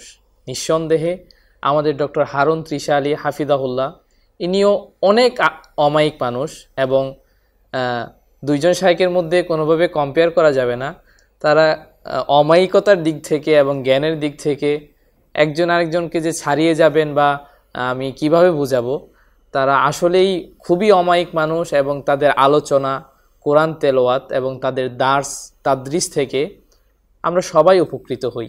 শাইখ যেভাবে বলেছেন, শাইখ যে পরিশ্রম করেছেন, সেজন্যই আল্লাহ তাআলা শাইখকে কবুল করেছেন। তিনি প্রথম বাংলাদেশি হিসেবে মসজিদুন নববীতে দার্স দেওয়ার সুযোগ পেয়েছেন এবং মসজিদুন নববীর খুতবা বাংলায় অনুবাদ করারও দায়িত্ব পালন করেছেন। শাইখ হয়তো অচিরেই যাবেন, আবার দার্স দিবেন। আল্লাহ তাআলা শাইখের এই খেদমতগুলি কবুল করুন, আমিন। শাইখ, আমরা জানলাম যে আপনি অনার্স করলেন, তারপর মাস্টার্সে কত সনে চান্স পান এবং পিএইচডিতে কত সনে চান্স পান, এবং পিএইচডির বিষয়টা আসলে কি ছিল? জি, আমি মদিনা ইউনিভার্সিটিতে 2009 সালে যাই। যাওয়ার পরে অনার্সে ভর্তি হই। ভাষা কোর্সে এবার ভর্তি হয়নি, যেটাকে মাহাদ বলা হয়। সরাসরি অনার্সে ভর্তি হই। 4 বছর অনার্স শেষ করি। 13 সালে অনার্স শেষ হয়। অনার্স শেষে আবার মাস্টার্সের জন্য ভর্তি পরীক্ষা হয়। মদিনা ইউনিভার্সিটির একটা নিয়ম হচ্ছে যে প্রত্যেকটা স্তর শেষ করার পরে পরবর্তী স্তরের জন্য ভর্তি পরীক্ষার মাধ্যমে সিলেক্টেড হতে হবে। তো সেখানে ভর্তি পরীক্ষা দিয়ে আলহামদুলিল্লাহ আল্লাহ সুযোগ করে দেন। 2014 সালে মাস্টার্স শুরু করলাম। মাস্টার্স শেষ হয় 2018 সালে, 4 বছর মেয়াদি। যেহেতু মাস্টার্সের সাথে এমফিল রয়েছে, তো 2 বছর মাস্টার্সে মূল মাস্টার্স কোর্স ক্লাস, তারপরে 2 বছর এমফিল করার জন্য, এভাবে 4 বছর সম্পন্ন হয়। তারপরে 18 সালেও মাস্টার্স শেষে পিএইচডির জন্য ভর্তি পরীক্ষা হয়। সেই সময় এর ভেতরে একটু মনের মধ্যে পরিবর্তন চলে আসছিল। আমার ব্যক্তিগত যেটা কথা শেয়ার করছি, আমি এর ভেতরে রিয়াদে বাংলাদেশ দূতাবাসে সেখানে সার্কুলার দেওয়া হয়, লোক নিয়োগ দিবে ট্রান্সলেটর হিসেবে। সেখানে ইন্টারভিউ দিই। ইন্টারভিউ আমি টিকেও যাই। 13 জন ইন্টারভিউ দিয়েছিলাম। 13 জনের মধ্যে মানে আমাদের মদিনা ভার্সিটি থেকে একমাত্র আমাকে সিলেক্ট করা হয়। বাইরে আর অন্যরা ছিল, তাদের মধ্যে কেউ কাউকে সিলেক্ট করেছে। তো ওখানে চলে যাওয়ার একটা প্রবণতাও ছিল, স্যালারিও ভালো। পরবর্তীতে দেখলাম আমার আম্মা অমত করছেন, আমার স্ত্রীও বলছেন আল্লাহকে আপনাকে মদিনায় ভালো রাখে নাই। আর আমার আম্মা বলছেন তুমি গেলা মদিনায়, আল্লাহ তোমাকে নিয়ে গেল পড়ালেখার জন্য, আর তুমি চাকরি করতে চলে যাবা। দেখলাম আমার আম্মা এবং আমার স্ত্রী এই কথা বলছে। তারাই তো আমার জীবনের এখন বর্তমানে সবচেয়ে কাছের। আমার আব্বা তখন মারা গেছেন, 14 সালে মারা গেছেন। আর এই ঘটনা 16 সালের দিকে, মানে মাস্টার্স শেষ হওয়ার আগে, মাঝামাঝিতে 16 বা 17-এর দিকে, হ্যাঁ এরকম। পরবর্তীতে যখন সিলেক্ট হয়ে গেলাম, আমি আবার সেখানে না করে দিলাম, না আমি আসবো না। মনটা স্থির হয়ে গেল এখানে যে না, আমি পিএইচডি এখানে করার চেষ্টা করব। চান্স পাই আর না পাই চেষ্টা করে দেখি, আল্লাহ যদি কবুল করেন। যেহেতু পিএইচডিতে এর আগে বাংলাদেশি কোনো ছাত্র চান্স পায় নাই, মাস্টার্সে চান্স পাই নাই, আমি প্রথম মাস্টার্সে চান্স পেয়েছি এবং সম্পন্ন হচ্ছিল, তখন মাঝামাঝি অবস্থায় ছিলাম। তো এটা সেই সময় খুব কঠিন ছিল পিএইচডিতেও সুযোগ পাওয়াটা, আর বাংলাদেশি হিসেবে এটা আরও বেশি কঠিন। যার কারণে চাইছিলাম যে দেখে একটা ভালো জব হলে চলে যাব হয়তো ওদিকে। কিন্তু যখন এই বিষয়গুলো চিন্তা করলাম, আমার আম্মা এই কথা বললেন, আর আমার ওয়াইফ, আমার জীবন সঙ্গিনী, সেও এই কথা বলছে আল্লাহকে আপনাকে মদিনায় ভালো রাখেন নাই। আমি এই দুইজনের কথা আমার ভেতরে লেগে গেল। আমি নিজে অনেক চিন্তা ভাবনা করলাম, আল্লাহর কাছে ইস্তেখারা করলাম, দোয়া করলাম। তারপরে দেখলাম আমার মন এখানে স্থির হয়ে গেল, আমি ওদিকে যাব না। তারপরে পিএইচডি পরীক্ষা দিলাম, আলহামদুলিল্লাহ পরীক্ষা অনেক ভালো হলো, রেজাল্টও চলে আসলো আলহামদুলিল্লাহ। এই তো 2018 শেষে পিএইচডি শুরু করলাম, 5 বছর লাগলো পিএইচডি কোর্স 5 বছর শেষ হলো আলহামদুলিল্লাহ। তো এর মাঝে 1 বছর পরে পিএইচডিতে 1 বছর ক্লাস হয়, তারপরের বছর থেকে থিসিসের জন্য সাবজেক্ট নির্ধারণ করা, তারপরে সাবজেক্টের যে ভেতরে যে তথ্যগুলো এগুলো সংগ্রহ করে একটা খুঁত্তা পরিকল্পনা জমা দিতে হয়। তো সেগুলো করলাম। আমার প্রথম সুযোগে প্রথম চান্সে আমি চান্স পেয়ে গেলাম, মানে আমার খুঁত্তা মানে পরিকল্পনাটা পাশ হয়ে যায়, আমার সাবজেক্ট থিসিসের সাবজেক্ট পাশ হয়। তো যেহেতু আমি হাদিস ডিপার্টমেন্টে, ফলে আমার থিসিসের সাবজেক্টটাও হাদিস রিলেটেড হতে হবে, এটা এটা এটা শর্তের মধ্যেই পড়ে। তো আলহামদুলিল্লাহ আমি আমার থিসিসের সাবজেক্টটাও সেখানে পাশ করে নিতে পারি। এবং সম্ভবত থিসিসের বিষয়বস্তু জিজ্ঞেস করেছেন, আমার সেখানে থিসিসের বিষয়বস্তু ছিল যে হাদিসে নবী মুহাম্মদ সাল্লাল্লাহু আলাইহি সাল্লাম দান, সদকা, তারপরে অনুদান, চ্যারিটি, যে কোনো ভালো কাজে খরচ করা, এগুলোর ফজিলত সম্পর্কিত যত হাদিস রাসূল সাল্লাল্লাহু বলছেন এবং যত হাদিস তার নামে বলা হয়েছে, মানে জয়ীফ, মাউজু, এই সব হাদিস এখানে জমা করা, এটা ছিল আমার কাজ। অর্থাৎ দান, সদকা, খরচ করা, অনুদান দেওয়া, এরকম ভালো কাজে অথবা মন্দ কাজে খরচ করার যে প্রতিদান, ফজিলত, এই সম্পর্কিত হাদিসকে জমা করা। আর এটা আরবি শিরোনাম ছিল এভাবে, আল আহাদিস আল ওয়ারিদা ফি ফাজলি সাদাকা ওয়াল ইনফাক, যে সদকা এবং খরচ করা এর ফজিলত সম্পর্কিত যত হাদিস এসেছে সেগুলো জামান ওয়া দিরাসা, কালেকশন করা মানে জমা করা, এবং সেগুলো স্টাডি করা, এগুলো নিয়ে পর্যালোচনা করা, সহিহ, জয়ীফ, এটা নির্ধারণ করা, পর্যালোচনা করে এটা নির্ধারণ করা, এটা ছিল আমার থিসিসের শিরোনাম। এবং এই শিরোনামে আমি 484টা হাদিস পেয়েছি। এবং এই সংখ্যা কিন্তু অনেক বড় সংখ্যা, 484 টোটাল। এই বিষয়ের উপর এতগুলো হাদিস পেয়েছি, এগুলোর উপর কাজ করেছি দীর্ঘ 4 বছর। তারপরে এটার উপর মোনাকাশা হলো, মানে সেমিনার হলো, ডিফেন্স হলো, এবং ডিফেন্সেও সর্বোচ্চ রেজাল্ট পেয়েই আলহামদুলিল্লাহ আমার থিসিস কবুল হয়। জি, আমরা শুনতেছিলাম শাইখের কথা। প্রিয় দর্শক, এই জন্যই বলা হয় মা হচ্ছেন জাতি গড়ার কারিগর, এবং আমাদের নবী মুহাম্মদ সাল্লাল্লাহু আলাইহি ওয়াসাল্লাম আমাদেরকে সঙ্গী বাছাইয়ের ক্ষেত্রে সতর্ক করেছেন, এবং একজন উত্তম সঙ্গী আমাদের জীবনটাকেই পরিবর্তন করে দিতে পারে। শাইখ যেভাবে বলেছেন যে শাইখের জীবন সঙ্গিনী এবং শাইখের মায়ের শুধুমাত্র দুটি কথায় শাইখ চাকরি ছেড়ে দিয়ে চলে আসলেন মদিনা ইসলামী বিশ্ববিদ্যালয়ে। অতঃপর আমরা শাইখকে পেলাম, এবং গবেষণার যে বিষয়টা সেটিও খুবই গুরুত্বপূর্ণ একটি বিষয় ছিল। শাইখ মাশাআল্লাহ খেদমত করে যাচ্ছেন, এবং আমরা আল্লাহ সুবহানাহু ওয়া তাআলার কাছে দোয়া করি আল্লাহ তাআলা শাইখকে আমাদের জন্য সংরক্ষণ করুন এবং আমাদের সন্তানদের জন্য সংরক্ষণ করুন, আল্লাহুম্মা আমিন। শাইখ, মদিনা ইসলামী বিশ্ববিদ্যালয়ে মাশাআল্লাহ অনেক মাশায়েখ আছে, এবং সেইখানের ব্যাপারে বলা হয় সেখানে কখনো সূর্য অস্ত যায় না।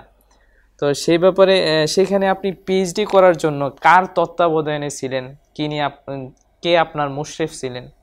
যে এটা প্রত্যেক ইউনিভার্সিটিতেই ডিপার্টমেন্টের একটা নিয়ম থাকে যে প্রত্যেকটা ছাত্র যখন থিসিস করবে তার জন্য সুপারভাইজার নির্ধারণ করে দেওয়া।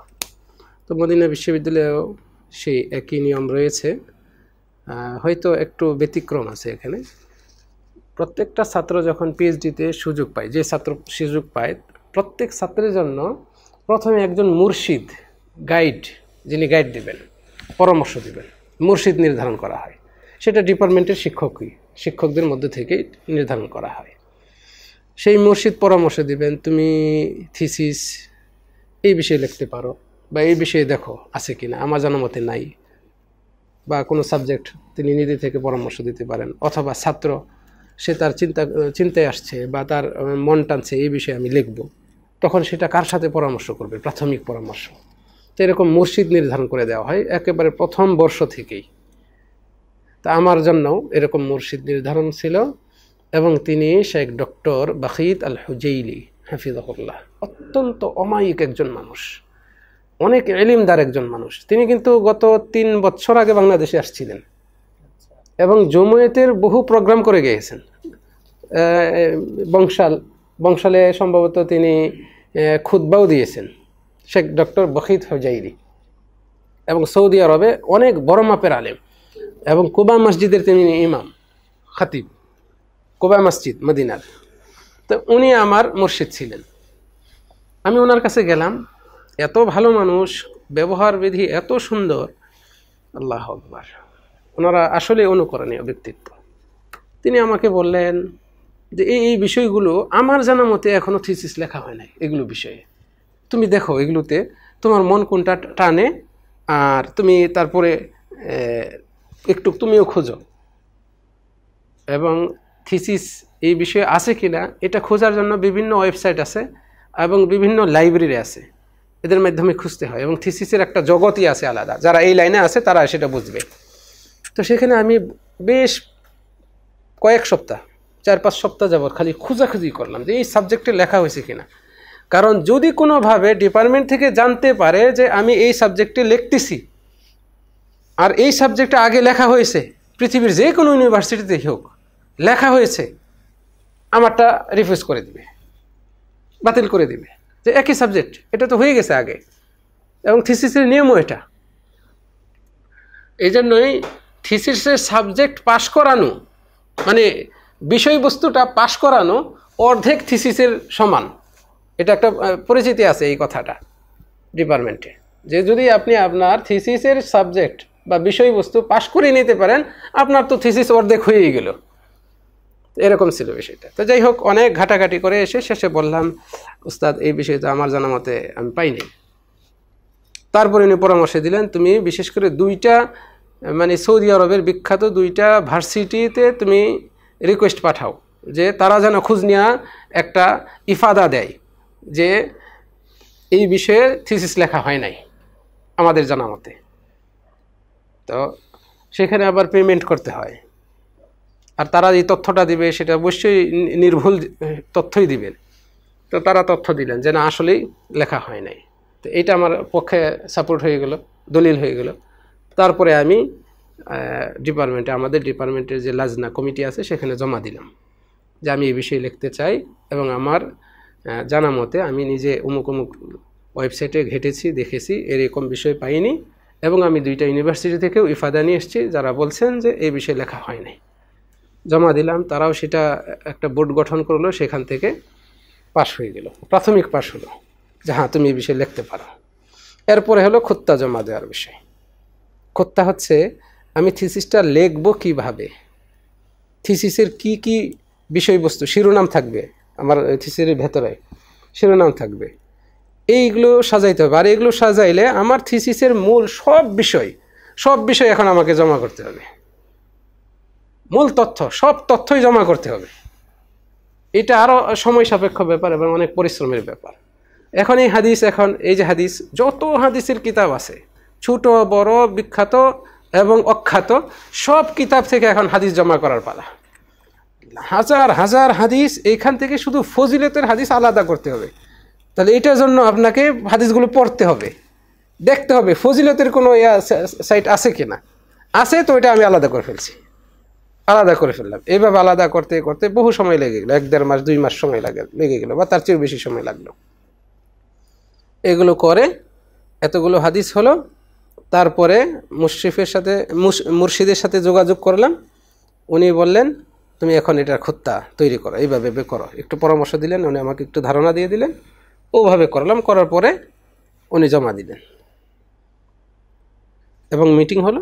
মিটিংয়ে আলহামদুলিল্লাহ আমি কোনো বাধার সম্মুখীনই হইনি, পাশ হয়ে গেল। এই পাশ হওয়ার আগে, মানে ওই খুত্তা জমা দেওয়ার আগে, আমি ডিপার্টমেন্টের কয়েকজন শিক্ষকের কাছে গিয়েছি, নামি দামি শিক্ষক। তাদের মধ্যে অন্যতম হচ্ছেন শেখ ডক্টর সুলাইমান সোনাইয়ান। নামটা বললাম এই জন্য, এটার একটা ঘটনা আছে। ওনার কাছে গিয়ে বলছিলাম যে আমি তো এই বিষয়ে লিখতে চাচ্ছি এবং প্রাথমিক অনুমোদন আমার অনুমতি পেয়েছি। তো উনি শুনে বলছেন আমার মনে হয় না এটা শেষ বৈঠকে কবুল হবে, কারণ এটা তো কমন একটা বিষয়, দান সৎকা খরচ করার ফজিলত সম্পর্কিত, এই সম্পর্কে তো অনেক কিতাব থাকবার কথা, এবং রিসালা মানে থিসিস থাকার কথা, এটা সবার ধারণা, কিন্তু আসলেই কিন্তু ছিল না, লেখা হয় নাই। তো ওনার ধারণা ছিল যে এটা তো হয়ে যাওয়ার কথা, তো মনে হয় মারফুজ হয়ে যাবে, তুমি অন্য চিন্তা করতে পারো সময় নষ্ট না করে।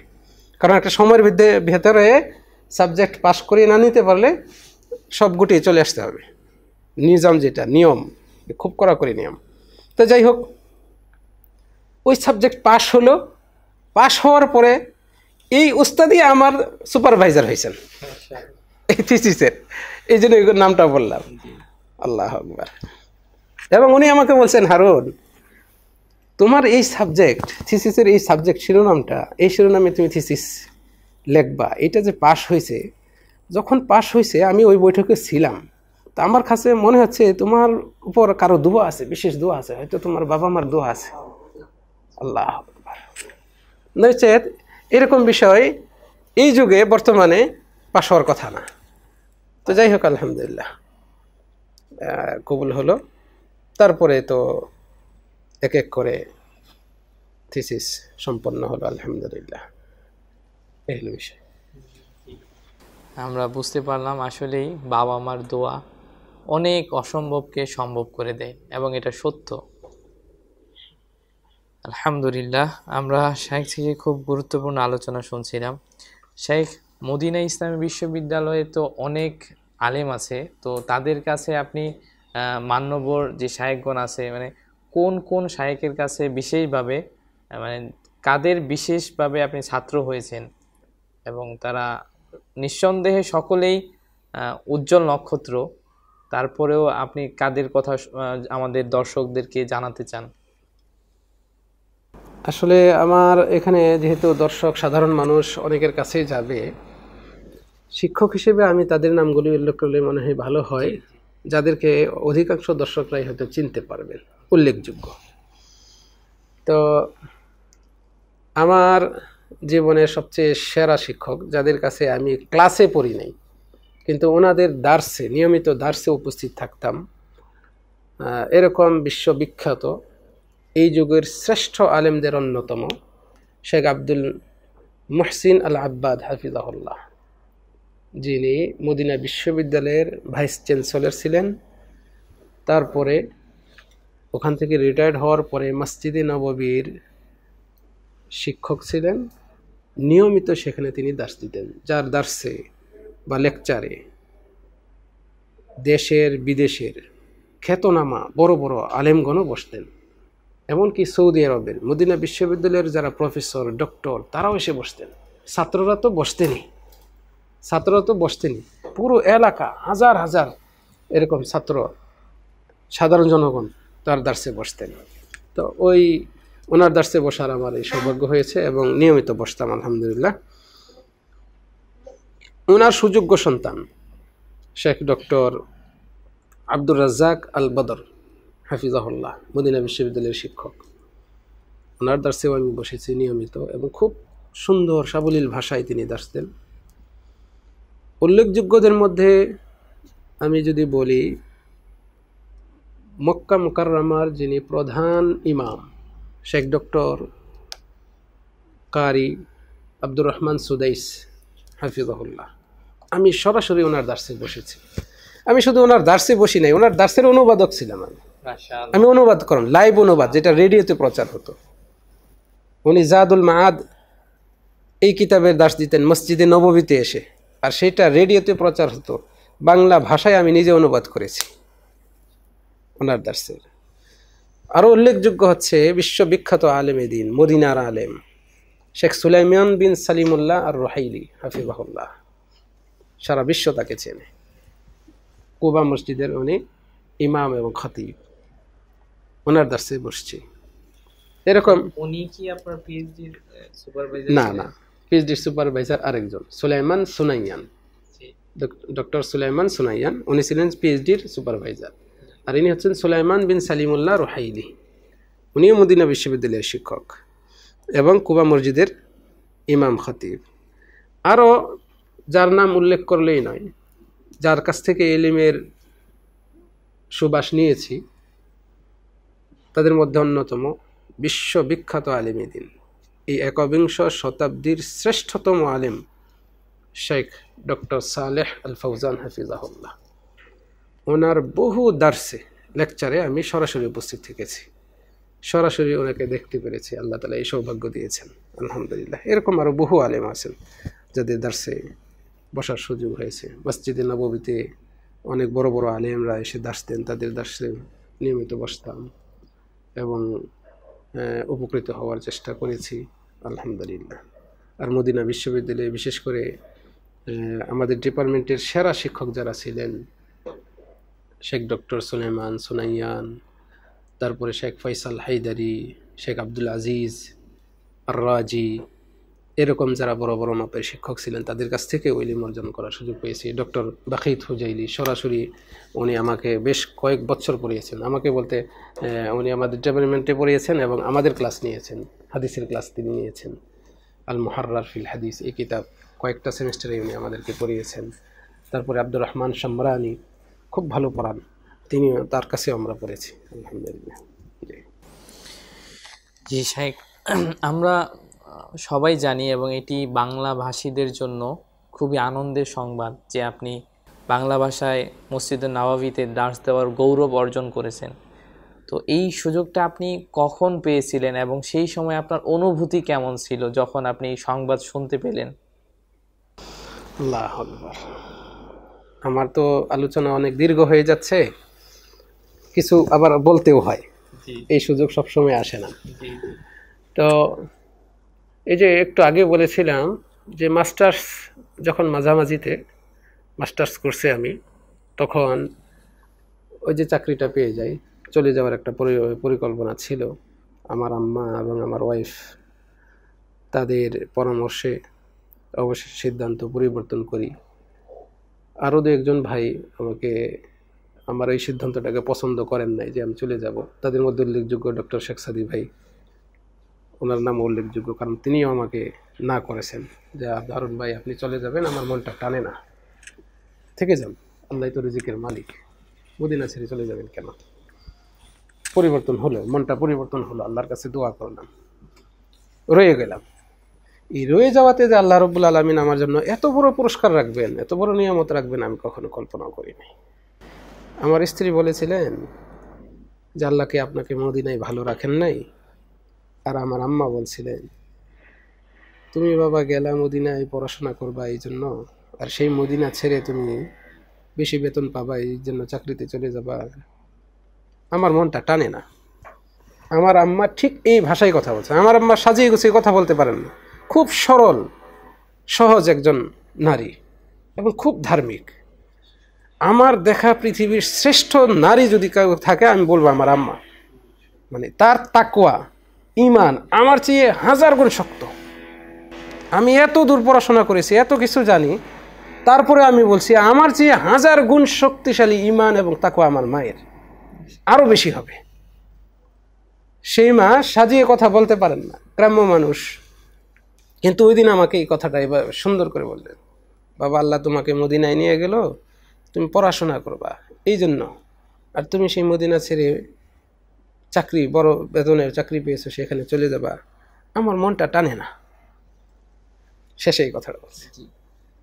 আমি আর পিছনে ফিরে তাকাই কিভাবে?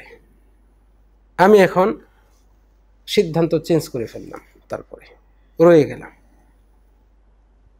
গেলাম আল্লাহর কাছে বারবার দোয়া করেছি, আল্লাহ আমার মনটা এখন এদিকে স্থির হয়ে গেছে, তুমি আমাকে আমার সম্মান দিও, তুমি আমার আশাটা পূরণ করো। আমার আম্মাও যেই কথা বলছেন, তুমি আশাটা পূরণ করো।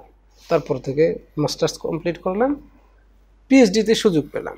পিএইচডিতে সুযোগ পাওয়ার কয়েক মাসের মাথায়, এর মধ্যেই কিন্তু আমি মসজিদে নববীতে খেদমত করা শুরু করেছি, খেদমতের সুযোগ পেয়েছি। কি বিষয়ে দায়িত্ব পালন করতে? তখন মসজিদে নববীতে শুরুটা হয় আমার হাইয়াতুল আমরি বিল মারুফ ওয়ান নাহি আনিল মুনকার, এই বিভাগে চাকরির মাধ্যমে। সেইখানে আমি রাসূল সাল্লাল্লাহু আলাইহি ওয়াসাল্লামের যে কবর, এই কবরের সামনে ওই জায়গায় দায়িত্ব পালন করেছি।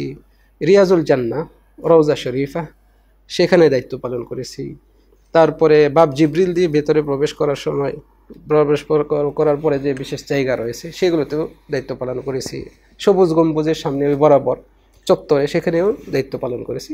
এখানে দায়িত্ব ছিল সাধারণত হাজিদেরকে গাইড করা এবং কারো কোনো সোয়াল থাকলে, প্রশ্ন থাকলে, কিছু জিজ্ঞাসা থাকলে সহযোগিতা করা, এবং হাজিদের দ্বারা যদি কোনো ভুলভ্রান্তি স্পষ্ট প্রকাশ্যে দেখা যায় তাদেরকে সচেতন করা, নসিহত করা, জোর জবরদস্তি না।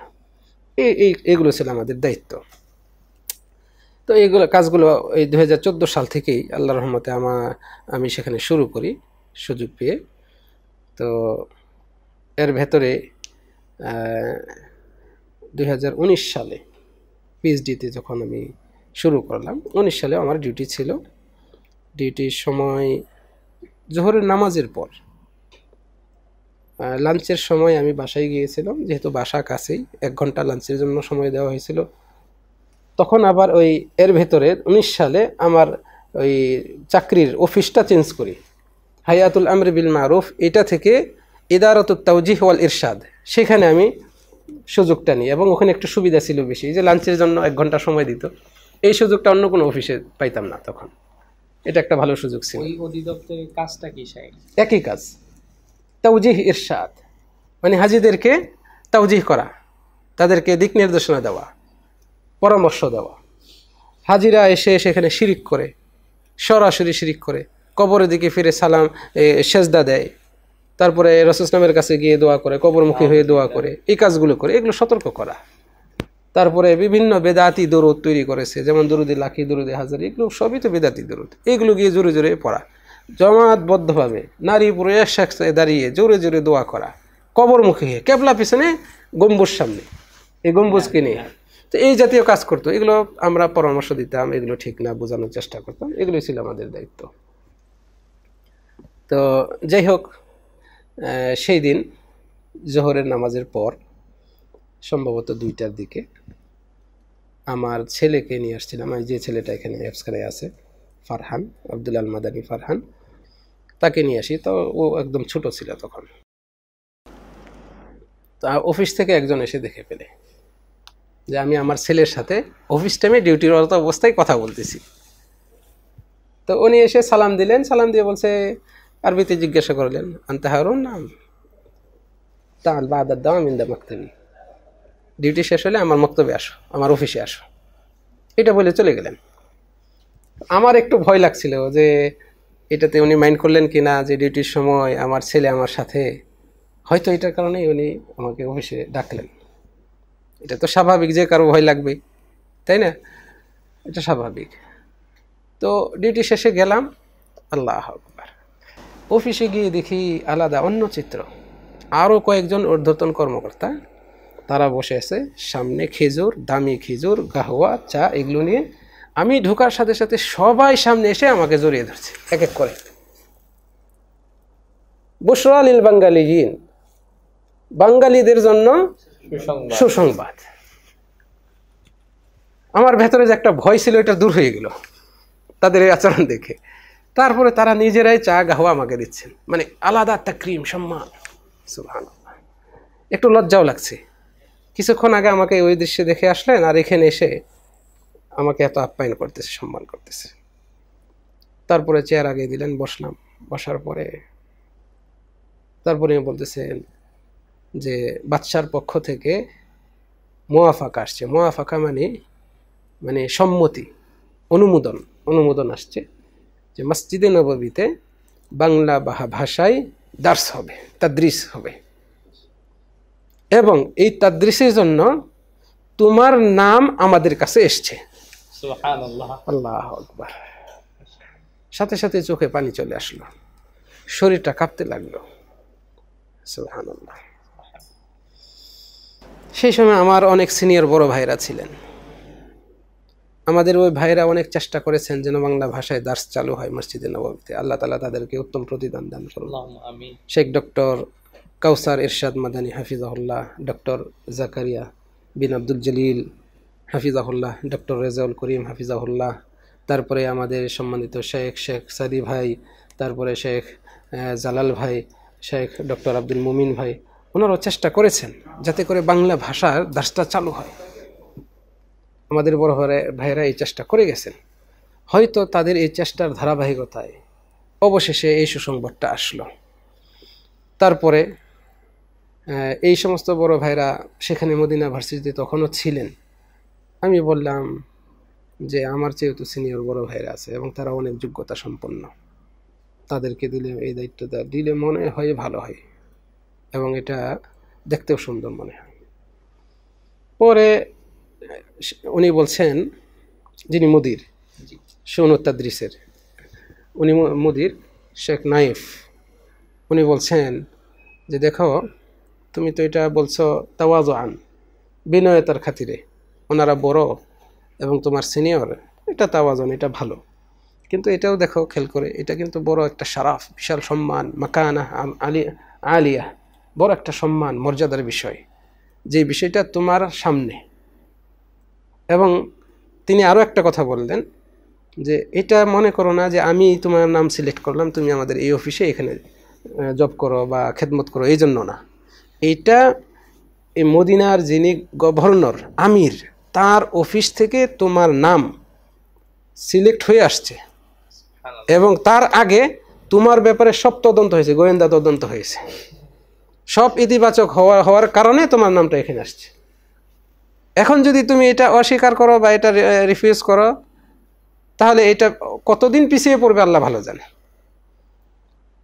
পরে সর্বশেষে তিনি বললেন, ইজলিস মা নাফসিকা, তুমি তোমার নিজের সাথে বসো, মানে বোঝাপড়া করা, চিন্তা ভাবনা করো, তারপরে কালকে এসে আমাকে জানাও। আমার চোখ দিয়ে পানি বের হচ্ছে, আমি কাঁদতে কাঁদতেই বের হলাম। ফোন দিলাম বাড়িতে আম্মাকে, তারপরে আরো কয়েকজনের সাথে পরামর্শ করলাম। সবাই বলল, এই সুযোগ, এই সম্মানের বিষয়, এটা হাতছাড়া করো না। দ্বিতীয়ত, তুমি যদি রাজি না হও তাহলে এটা হয়তো এই প্রজেক্টটাই আবার থমকে যাবে, স্থগিত হয়ে যাবে, কারণ এটা যেহেতু বাদশার থেকে মুআফাকা আসছে এবং আমিরের অফিস থেকে চূড়ান্তভাবে নাম সিলেক্ট হয়ে আসছে, এটা মুআফাকা হয়ে আছে। এখন যদি তুমি এটা এতেজার করো, এতেজার মানে অপারগতা প্রকাশ করো, তাহলে এটা হয়তো পারে আবার কত বছরের জন্য এটা স্থগিত হয়ে যাবে। তারপরে আমার বড় ভয় ভয় কাজ করছিল যে এত বড় বিষয় আমি কিভাবে, আমার তো ওই যোগ্যতা নাই। মসজিদে নববীতে যেখানে আল্লাহর নবী সাল্লাল্লাহু আলাইহি সাল্লাম দ্বীনের তালিম দিয়েছেন, রাসূল সাল্লাল্লাহু আলাইহি নিজে শিখিয়েছেন সাহাবাদেরকে, সাহাবারা সেখানে শিখিয়েছেন, তো সেই জায়গায় আমি চেয়ারে বসে দাস দিব, এটা কত বড় বিষয়, এটা কত বড় সম্মানের। আমি কি এই সম্মান বা এই আমানত রক্ষা করতে পারবো? এই আশঙ্কা থেকেই আমি একটু দ্বিধান্বিত ছিলাম। পরবর্তীতে দেখলাম যে আল্লাহর নিয়ামত যখন সামনে আসে সেটাকে অবজ্ঞা করাটাও ঠিক না, আর একেবারে যে পারবো না বিষয়টা এমনও না। সব চিন্তা ভাবনা করে পরদিন এসে বললাম ইনশাআল্লাহ ইনশাআল্লাহ আমি রাজি আছি, আমি চেষ্টা করব আমানতদারদের সাথে এই দায়িত্বটা পালন করা।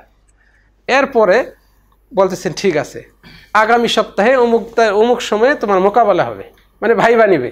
এ আরেক ভয় ধরে গেল। মানে এটাই যে চূড়ান্ত সিলেক্ট হয়ে গেছি তা না, মোকাবেলা হবে।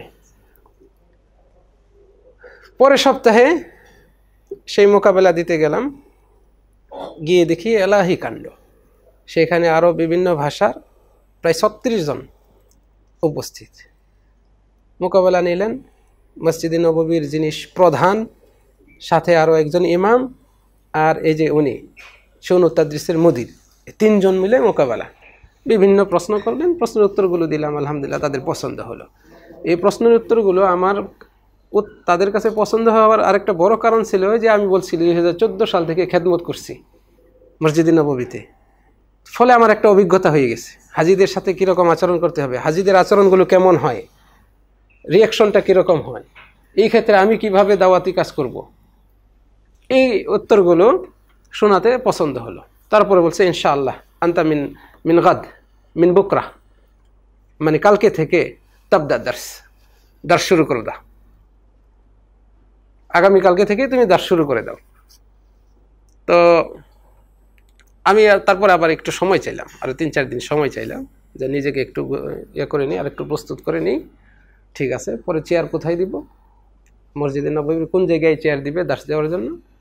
তো আমি পেছন সাইডের কথা বললাম, কারণ ওখানে বাঙালি মার্কেট আছে। সৌদি আরবের মদিনা সবাই চিনে, ওদিকে বাঙালিরা থাকে বেশি, ফলে বাঙালি হাজিরা ওই দিক থেকে যখন মসজিদে ঢুকে আশপাশেই থাকে বেশি। এই দৃষ্টিকোণ থেকে মসজিদে নববীর 21 নম্বর গেট বরাবর বলে দিলাম।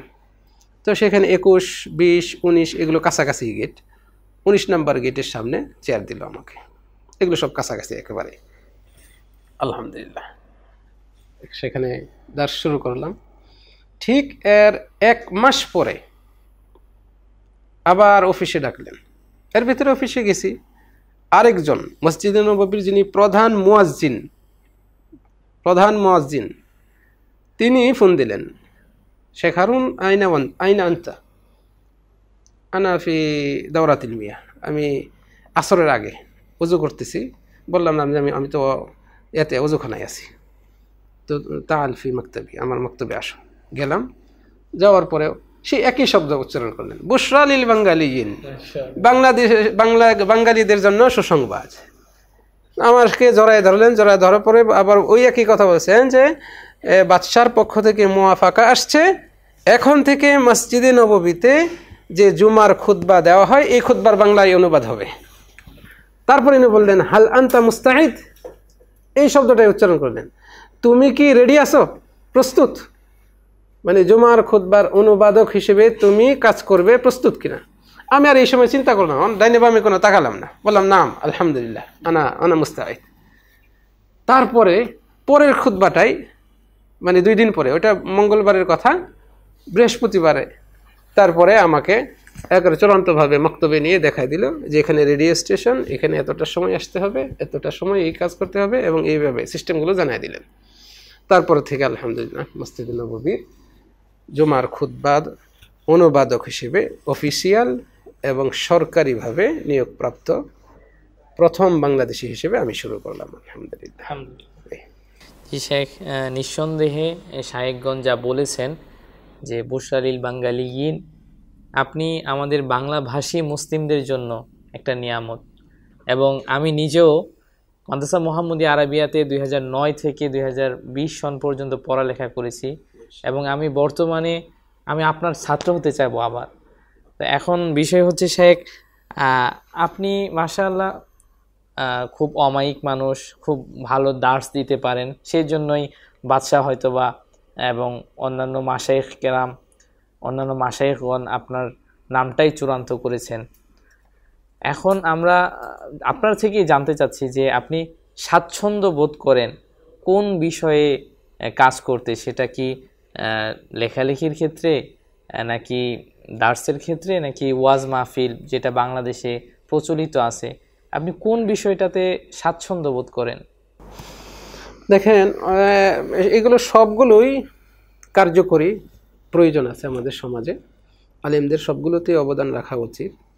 তবে আপনি যেগুলো উল্লেখ করলেন, লেখালেখির বিষয়টা, এটা মানে পর্যাপ্ত সময়ের প্রয়োজন।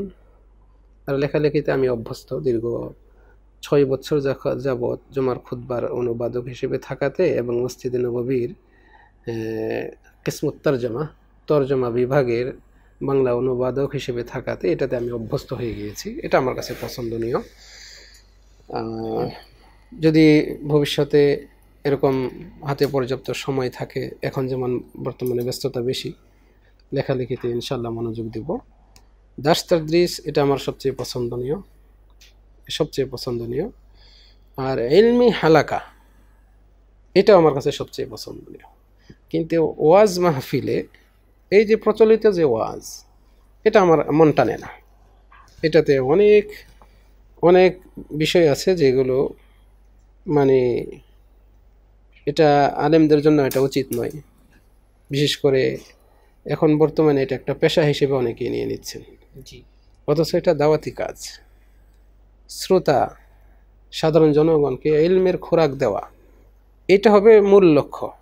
তার চেয়ে এখন বর্তমান মূল টার্গেট হচ্ছে আগে পকেট ভরতে হবে, এবং যেখানে যাব সেখানে লোকজনকে মানে তাদেরকে জমাইতে হবে, মাহফিলটা জমাইতে হবে। এই যে একটা প্রবণতা, এইটার কারণে আমার মনটা টানে না। আর এখন অনেক মাহফিলে, সবাই না, সব বক্তাই না, অধিকাংশই এবং নামি দামি তারাও গীবত চর্চায় লিপ্ত হন।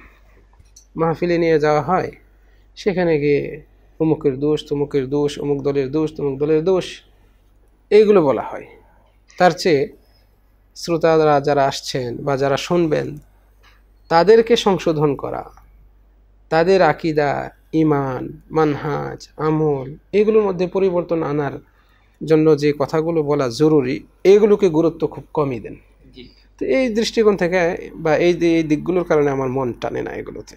তবে আমার ইলমি হালাকা, যেখানে কোরআন সুন্নাহের ভিত্তিতে দার্স দেওয়া হবে, বাহিরের কথা কম হবে, কোরআন সুন্নাহের কথা হবে বেশি, যেটাকে তালিমি বৈঠকও বলতে পারি বা হালাকাও বলা হয়, ইলমি হালাকা, যেটা এইবার এসে আমি বাংলাদেশে দেখছি আলহামদুলিল্লাহ প্রায় বহু মসজিদ এটা চালু হয়েছে, বহু এলাকায় চালু হয়েছে। এটা একসময় ছিল না। এই জিনিসে আমার আগ্রহ বেশি, যে দার্স তাদরিস, হালাকা, ইলমি হালাকা, লেখালেখি, এগুলোতে আমার আগ্রহ বেশি। এবং সামনে সুযোগ পেলে আমি এটার উপরেই থাকতে চাই। জি, আল্লাহ তাআলা আপনাকে কবুল করুন, আল্লাহুম্মা আমিন। শেখ, আপনার লিখিত কোনো বই আছে কিনা? আমার মানে আলাদা লিখিত কোনো স্বয়ংসম্পূর্ণ বই নেই। তবে আমি অনেকগুলো বই অনুবাদ করেছি, বিশ্ববিখ্যাত আলেমদের লিখিত বই অনেকগুলোই অনুবাদ করেছি। এবং মসজিদে নববীর ইমাম এবং খতিব শেখ ডক্টর আব্দুল মুহসিন আল কাসিম হাফিজাহুল্লাহ, ওনার লিখিত বহু বই আমি অনুবাদ করেছি। এছাড়াও সৌদি আরবের বিভিন্ন লেখক রয়েছেন, তাদের লিখিত বই কমপক্ষে 25 থেকে 30টার মতো অনুবাদ করেছি। এগুলো অনুবাদ ওয়েবসাইটে আছে, এবং কিছু এখানে কি বলা হয়, প্রিন্ট আকারেও বের হয়েছে, বই আকারেও বের হয়েছে। শেখ ডক্টর জাইনুল আবেদিন রাজশাহীর, তিনি তার নিজের যে ছাপাখানা আছে, লাইব্রেরি আছে, সেখান থেকে ওইটার বই আকারে বের করেছেন। এখানে আমাদের দারুল কারারের যিনি কর্ণধার শেখ আল আমিন, তিনিও কয়েকটা বই বের করবেন, ওটা প্রক্রিয়াধীন অবস্থায় আছে। শেখ, দেশে এসে আপনি কর্মস্থল হিসেবে কোথায় যোগদান করলেন, এটা যদি জানতে পারতাম। দেশে আমি আসছি এই তো 2 মাস হলো, এবং 2-2.5 মাস হলো। এর মধ্যে আমি বর্তমানে মাদ্রাসা মুহাম্মদিয়া আরাবিয়া, যে প্রতিষ্ঠানটা আমার প্রাণের প্রতিষ্ঠান, আমার প্রিয় প্রতিষ্ঠান, আমি আমার আলোচনার ভেতরে বলেছিলাম মিরপুর মাদ্রাসার কথা। জি, মিরপুর মাদ্রাসা আমার কাছে সবচেয়ে প্রিয় একটা প্রতিষ্ঠান, ঠিক তেমনই মাদ্রাসা মুহাম্মদিয়া আরাবিয়া, এই প্রতিষ্ঠানটি আমার কাছে সবচেয়ে প্রিয় প্রতিষ্ঠানগুলোর অন্যতম। বস্তুত আমার জীবনে এই 2টা প্রতিষ্ঠানই সবচেয়ে গুরুত্বপূর্ণ। এই 2টা মাদ্রাসাতেই আমি পড়াশোনা করেছি, এবং এই 2 মাদ্রাসা থেকে আমি যা পেয়েছি সেটার উপর ভিত্তি করে আমি আজ এই পর্যন্ত এসেছি। তো এই 2 মাদ্রাসায় খেদমত করা এটা আমার জন্য ভাগ্যের। মিরপুর মাদ্রাসায় আল্লাহর রহমতে পড়াশোনার পরে খেদমত করার সুযোগ পেয়েছি। পরবর্তীতে যাত্রাবাড়ি মাদ্রাসায় এখানেও সুযোগ এসেছে আলহামদুলিল্লাহ। বর্তমানে আমি যাত্রাবাড়িতে অবস্থিত বাংলাদেশ জমিয়তে আহলে হাদিসের কেন্দ্রীয় মাদ্রাসা মাদ্রাসা মুহাম্মদিয়া আরাবিয়ায় শিক্ষকতা শুরু করেছি আলহামদুলিল্লাহ। শেখ, যদি আমরা একটু বাংলাদেশের আভ্যন্তরীণ বিষয়ে আলোচনা করি, আমাদের বাংলাদেশে ইসলামী শিক্ষা ব্যবস্থাটাকে আপনি কিভাবে দেখেন, এটির বর্তমান কেমন অবস্থা আছে, এবং এই ইসলামী শিক্ষা ব্যবস্থাকে কিভাবে আরও উন্নত করা যায়, এবং কোন কোন দিকগুলো বিশেষভাবে লক্ষণীয়? বাংলাদেশের শিক্ষা ব্যবস্থা আমি এটা সমালোচনা করব না, কারণ আমি এই শিক্ষা ব্যবস্থা থেকে এই পর্যন্ত এসেছি, ফলে এটা সমালোচনা আমার জন্য মানায়ও না। পরামর্শ দিতে পারি। যদি সমালোচনা করি তাহলে প্রশ্ন আসবে যে আপনি তো এই শিক্ষা ব্যবস্থা থেকে এই পর্যন্ত আসছেন, তাহলে এটা সমালোচনা করছেন কেন, তাই না? তবে হ্যাঁ, পরামর্শ দিতে পারি। আলহামদুলিল্লাহ, আমাদের যে শিক্ষা ব্যবস্থা যেভাবে চলছে যথেষ্ট ভালো, ভালো ছাত্র তৈরি করে, শিক্ষকরা যথেষ্ট পরিশ্রম করেন ছাত্রদের জন্য, এবং এই হিসেবে শিক্ষকগণ যেমন যোগ্যতা সম্পন্ন, ছাত্রও তৈরি হয় যোগ্যতা সম্পন্ন। তবে হ্যাঁ, আমাদের এই পড়াশোনার মাঝে বা শিক্ষা ব্যবস্থাপনায় গবেষণাধর্মী কিছু বিষয় যদি সংযোজন করা যায়, গবেষণাধর্মী, তাহলে ছাত্রদের যোগ্যতা আরও গভীর হবে।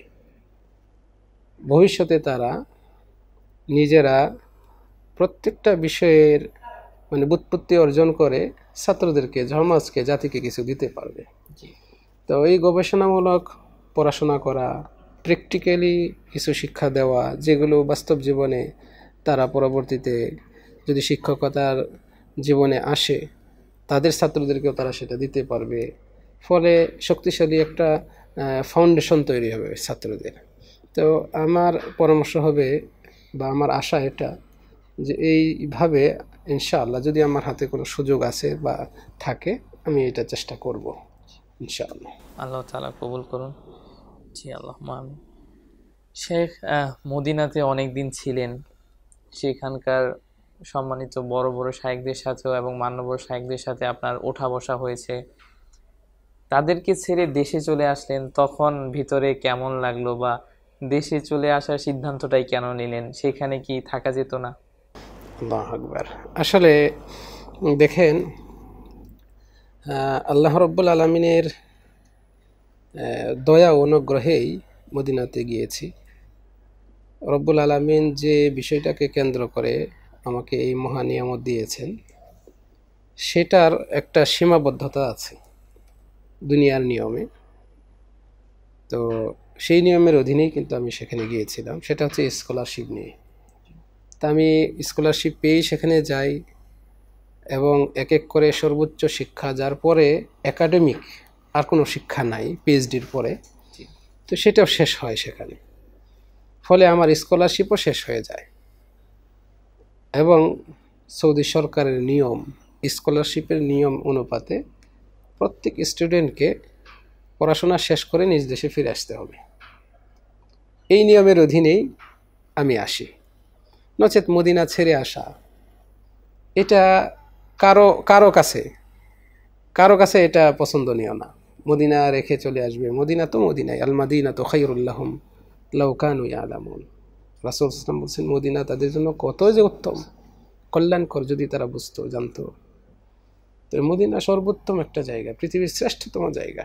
এই জায়গা ছেড়ে আসা মানে কলিজা বিসর্জন দেওয়ার মতো, কলিজাটাকে বিসর্জন দেওয়ার মতো। এটা আল্লাহ আকবার বলে বোঝাতে পারবো না। যখন চলে আসি, যখন ভিসা লেগে যায়, তখন থেকে কি অস্থিরতা ভেতরে কাজ করছিল। পৃথিবীর জান্নাত মনে হচ্ছে, পৃথিবীর জান্নাত থেকে আমি বিদায় নিচ্ছি এমন এক জায়গায় যেখানে দুনিয়া সব রকমের গণ্ডগোল জঞ্জাল একত্রিত, সেখানে যাচ্ছি। কিন্তু তারপর একটা বড় সান্ত্বনা ছিল, আল্লাহ রাব্বুল আলামিন যে বিষয়টাকে কেন্দ্র করে সুযোগ দিয়েছেন মদিনায় থাকার, এখন সেইটা অর্জন করার পরে নিজের এলাকার মানুষকে, নিজের দেশের মানুষকে কিছু দেওয়া, সতর্ক করা, দ্বীনের তালিম দেওয়া, এই যে একটা দায়িত্ব বা আমানত, এটাও তো রক্ষা করতে হবে। জি, এটাও একটা তাগাদা কাজ করছিল। নচেত আমার সেখানে সুযোগ ছিল, আমার অফিস থেকে ভিসা দিবে মুদির সাহেব, মুদির যিনি, উনি বলে দিয়েছেন। আমার নিয়মিত দার্সে যারা উপস্থিত হতেন আমাদের দিনী ভাইরা, তারা নিজেরা ভিসা ব্যবস্থা করবেন, আমার থাকা খাওয়ার ব্যবস্থা করবেন, এই অফারও করেছেন তারা। আরও আমার বন্ধু, সৌদি বন্ধু বেশ কয়েকজন মদিনার ছিলেন, তারাও আমাকে বলছেন তুমি যদি আসো পাসপোর্টের ফটোটা পাঠাও আর মোবাইল নাম্বারটা দিও, তোমার ভিসা আমি পাঠিয়ে দেব। তো এইগুলো এখনও জাহেজ আছে, সুযোগ আছে। তারপরে আলহামদুলিল্লাহ আসি এখানে, কিছুদিন খেদমত করি, খেদমত করব। আপনারাও দোয়া করবেন আল্লাহ যেন আমাকে এই খেদমতের পরিবেশে রাখেন এবং দিনের উপরই অবচলতা দান করেন। আল্লাহুম্মা আমিন। জি শেখ, সত্যি আপনি আমাদের জন্য একটা নিয়ামত আল্লাহ তাআলার পক্ষ থেকে। শেখ, সৌদি আরব থেকে চলে আসলেন এবং বাংলাদেশে অবস্থান করছেন। তো বর্তমান তরুণ প্রজন্মের জন্য জ্ঞান অর্জনে, বর্তমান তরুণ প্রজন্ম যেভাবে ইসলামী জ্ঞানের দিকে আকৃষ্ট হচ্ছে বা আমরা ইসলামী শিক্ষা ব্যবস্থায় যেভাবে পড়ালেখা করছি, সেই জায়গা থেকে যদি প্রশ্ন করি যে বর্তমান তরুণ প্রজন্মের জ্ঞান অর্জনের জন্য দুর্বলতাটা আসলে কোথায়, আপনি কিভাবে দেখেন যে তারা কোথায় পিছিয়ে আছে?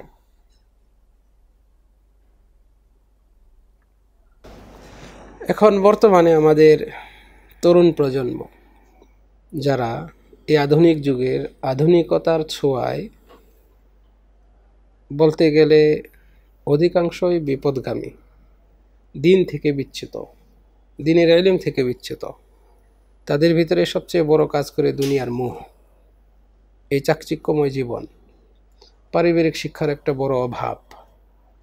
যে এখানে পরিবার থেকে তারা যদি সুশিক্ষা পেত, দিনের শিক্ষা পেত, তাহলে তাদের ভিতরে এই প্রবণতাটা এত ব্যাপক আকারে বা ব্যাপক হারে দেখা দিত না। এখন এই প্রজন্ম যেভাবে বড় হয়ে আসছে, বড় হয়ে উঠছে, তাদের ভিতরে দিনদারিতা নেই, তাদের ভিতরে ধর্মের ব্যাপারে অনাগ্রহ, ধর্মের বিষয়ে উদাসীনতা। একজন মুসলিম হিসেবে নিজেকে পরিচয় দেয়, কিন্তু প্রকৃতপক্ষে একজন মুসলিমের যে গুণ থাকা দরকার সেগুলো থেকে তারা যোজন দূরে আছে। তো এগুলোর পিছনে সবচেয়ে বড় কারণ আমি মনে করি, প্রথম সেটা হচ্ছে নিজ পরিবার থেকে এই শিক্ষাটা তারা পায় নাই। এই যে আমি আমার আলোচনায় বলেছিলাম শুরুতেই, আমার আব্বা আমাদেরকে ওই যে সকালে জাগিয়ে দিতেন ফজরের নামাজের জন্য। তো এটা পরিবারের শিক্ষা, নামাজের প্রতি, দ্বীনের প্রতি, কোরআন তেলাওয়াতের প্রতি, তারপরে পড়াশোনা করতে হবে এই বিষয়ের প্রতি, এগুলা তাগাদা দেওয়া, দ্বীন শিক্ষা, দ্বীনি পরিবেশ, এটা পরিবার থেকে আগে দিতে হবে। তাহলে এই ছেলের ভিতরে একটা ফাউন্ডেশন বা একটা ভিত্তি তৈরি হবে এবং সেটার উপর ভিত্তি করে সে তারপর ভবিষ্যৎ জীবনে এর কিছুটা বড় প্রভাব পড়বে। তো সেইটার একটা বড় অভাব এই তরুণ প্রজন্মের মাঝে। দুনিয়াদারিতা, দুনিয়ার এই চাকচিক্যতায় মোহে পড়ে যাওয়া, এটা একটা বড় কারণ আমি মনে করি। এ থেকে উত্তরণের জন্য বড় মাধ্যম হচ্ছে এই বিষয়টাকে স্মরণ করা যে এই দুনিয়ার জীবন এটা ক্ষণস্থায়ী, এটা চিরস্থায়ী না। এখানকার সুখ এটাও ক্ষণস্থায়ী, খড়কুটার মতো, যে কোনো সময় এটা শেষ হয়ে যাবে, ধ্বংস হবে।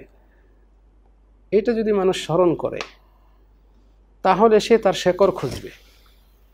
মানুষ যদি এটা স্মরণ করে যে এই সুখ তো চিরস্থায়ী না, এই জীবনটাও তো চিরস্থায়ী না, তাহলে এই জীবনের পরে যে জীবনটা আসবে সেটা তো স্থায়ী, চিরস্থায়ী।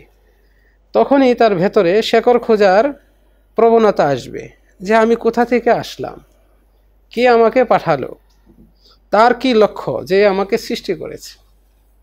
তখনই দেখবেন দিনের প্রতি, দিন শিক্ষার প্রতি সচেতনতা আসবে। আমরা কত নামি দামি মানুষকে দেখেছি, দুনিয়ার মোহে সারা জীবন যৌবন কাটিয়েছে, কিন্তু তাদের ভেতরে একটা হাহাকার কাজ করত।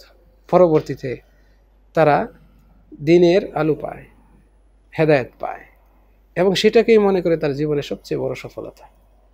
তো এই যে দিন থেকে পিছিয়ে থাকা, দিনের ইলম না পাওয়া, দিনের জ্ঞান, দিনের শিক্ষা না পাওয়া, এটা বড় কারণ। তো আমাদের তরুণদেরকে পিছিয়ে রেখেছে এই বিষয়গুলো, বিশেষ করে এই আধুনিক যুগের চাকচিক্যতা, মোহে পড়া, লোভ লালসা, এবং এই যুগে ধর্মের ব্যাপারে যে কুৎসা রটানো হয়, বিভিন্ন বিভক্তি, এগুলো একটা বড় কারণ। আমাদের আলেম ওলামাদেরও বিভক্তিও একটা বড় কারণ। অনেকেই চায় আসতে, ঘাটাঘাটি করে, দেখে এই আলেম ওই আলেমের বিরুদ্ধে কথা বলছে, এখানেও মুসলমানদের মধ্যেও বিভিন্ন দল ফিরকা আছে, এগুলো একটা প্রভাব পড়ে।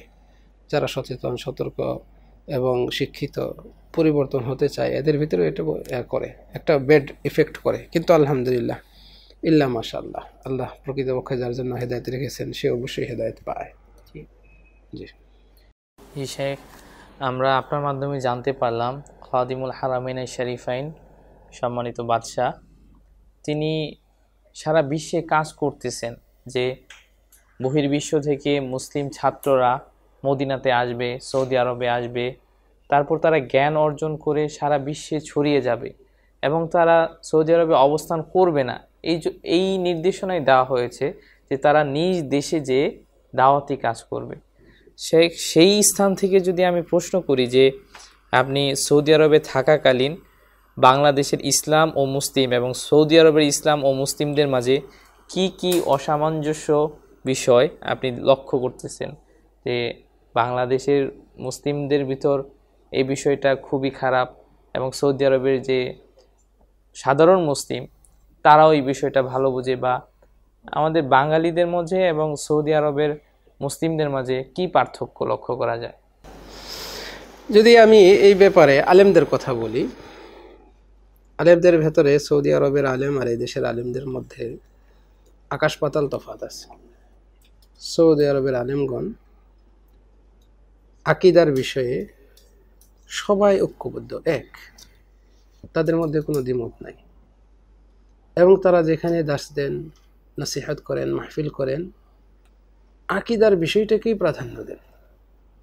যেহেতু একজন মুসলিমের মূল বিষয় হচ্ছে তার আকীদাগত পরিচয়, আকীদা ঠিক আছে কিনা, এটা নিয়ে তারা দাস দেন। ফিকহি মাসআলা মাসাইল, এই বিষয়ে নিয়ে তারা এত মাথা ঘামান না। কে নামাজে জোরে আমিন বললো, যে কে আসতে বললো বা কে বললো না, কে হাত বাঁধলো, কে হাত ছেড়ে দিল, এগুলো নিয়ে তারা ঘামান না ফিকহি মাসালায়। কিন্তু আকীদাগত বিষয়ে তারা কোনো ছাড় দেন না। এই জন্য তারা সৌদি আরবের আলেমগণ এক, এবং তারা দাওয়াতি ময়দানেও সফল।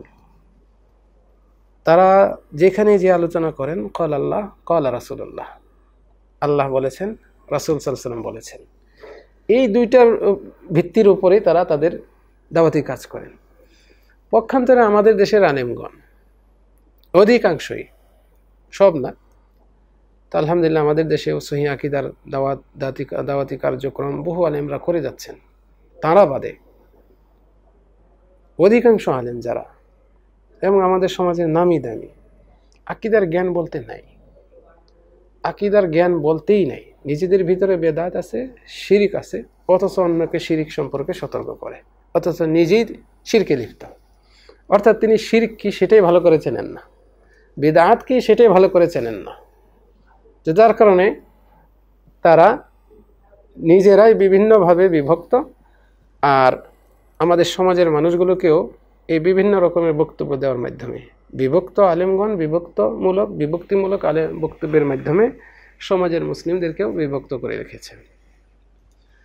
তো এখানে আমরা দেখি আলেমগণ যে বিষয়গুলো নিয়ে বেশি কথা বলেন, সেগুলো বেশিরভাগই ফিকহি মাসআলা মাসাইলগত, যেগুলোকে বলা হয় ফুরু, মানে শাখাগত মাসআলা, এগুলো নিয়ে বাড়াবাড়ি হয় বেশি, অথচ আকীদাগত বিষয় নিয়ে বাড়াবাড়ি খুব কমই হয়।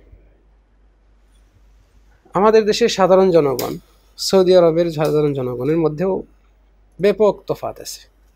সৌদি আরবের জনগণ ছোট বাচ্চা থেকে বড় সবাই আকীদাগত বিষয়ে শক্তিশালী, মানে সঠিক ধারণার উপর তারা বড় হয়। এই জন্যই আপনি যত বড় আলেম হন, যত বড় আপনার মানে বাহ্যিক বেশভূষা যত প্রাঞ্জল হোক না কেন, জাঁকজমকপূর্ণ হোক না কেন, ছোট্ট বাচ্চার সামনে যদি আপনি এমন একটা কাজ করেন যেটা আকীদার সাথে সাংঘর্ষিক, সাথে সাথে সে আপনাকে সতর্ক করে ফেলবে, সাথে সাথেই সতর্ক করবে। রাস্তায় দেখবেন মনে হয় টুকায়, কিন্তু তার যে জ্ঞান আছে সৌদি আরবের ওই টুকাই ছোট বাচ্চার যে আকীদাগত জ্ঞান আছে, আমাদের দেশের বড় বড় আলেমদের এরকম জ্ঞান নেই। এই একটা বিষয়েও বহুবার খেয়াল করেছি আমি সৌদি আরবে। আল্লাহ, এমনি তাকে যেমন দেখেন, কিন্তু আকীদার বিষয়ে শক্ত, কারণ সে ছোট থেকেই বিশুদ্ধ আকীদা পড়াশোনা করে বড় হয়, পারিবারিক জ্ঞান পায়। তাদের ভিতরে শিরিক নাই, তাদের ভিতরে বিদআত পাবেন না। মক্কা মদিনায় গিয়ে এগুলো আপনারা পাবেন না। আমাদের দেশে মানুষের, সাধারণ মানুষের আবেগ বেশি, আর আবেগ বেশি হওয়ার কারণে ধর্মের নামে যা পায় সেটাকেই আলিঙ্গন করে, সত্য মিথ্যা যাচাই করে না। পীর সাহেব কি বললেন, বড় হুজুর কি বললেন, বাস ওইটাই ইসলাম। রাসূল সাল্লাল্লাহু আলাইহি ওয়াসাল্লাম কি বলছেন ওটা আমার দরকার নাই, কোরআনে কি আছে ওটা আমার দরকার নাই। এই একটা প্রবণতা আমাদের জনগণের মধ্যে অনেক দিন থেকেই ছিল। এখন আলহামদুলিল্লাহ বর্তমানে সালাফি দাওয়াত, আহলুস সুন্নাত ওয়াল জামাতের দাওয়াত, বিশুদ্ধ আকীদার দাওয়াত, আহলুল হাদিস, বিশেষ করে জামিয়াতে আহলিল হাদিসের দাওয়াত সারা বাংলাদেশের আনাচে কানাচে ছড়িয়ে গিয়েছে। ফলে এই দাওয়াতের একটা মানে ভালো প্রভাব সমাজের মানুষের মধ্যে বিরাজ করছে। আর এই প্রভাবে যারা ওই বিদাতি আলেমরা ছিল তারাও এখন সতর্ক, তারা রেফারেন্স দেয়, কিন্তু রেফারেন্স দিলে ওই জাল জয়ীফ এগুলো তারা ভর করে, কিন্তু আগের মতো এতটা না।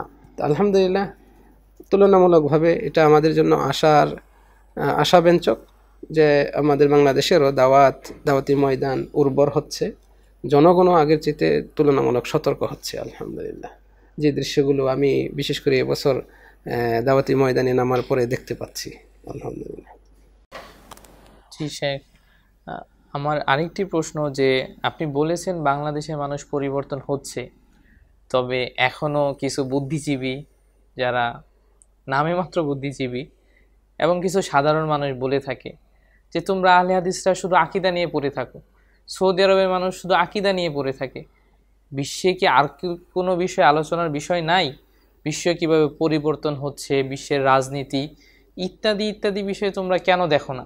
তোমরা কেন সব জায়গায় শুধু আকীদা নিয়ে আলোচনা করো? তাদের উদ্দেশ্যে আপনার নাসিহা কি থাকবে? তাদের উদ্দেশ্যে নাসিহা আমি বলবো যে আল্লাহ রাব্বুল আলামিন সব মানুষকে দিয়ে সব কাজ করান না। আল্লাহর কিছু রীতি আছে দুনিয়াতে, সবাইকে সব কাজের দায়িত্ব দেন না। আবার এর মানে এই নয় যে যেগুলো প্রত্যেকের জানা উচিত সেগুলো থেকে কিছু মানুষ গাফিল থাকবে, অজ্ঞ থাকবে, এটাও না।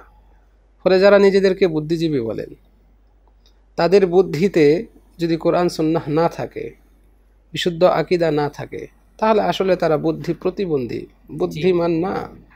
যেই বুদ্ধি বা জ্ঞানে কোরআন সুন্নাহের জ্ঞান নাই, এবং তার যে আসল মূল, যিনি তাকে সৃষ্টি করেছেন, যে উদ্দেশ্যে সৃষ্টি করেছেন, সেই জ্ঞান যদি তার ভিতরে না থাকে, সে বুদ্ধিজীবী হয় কিভাবে?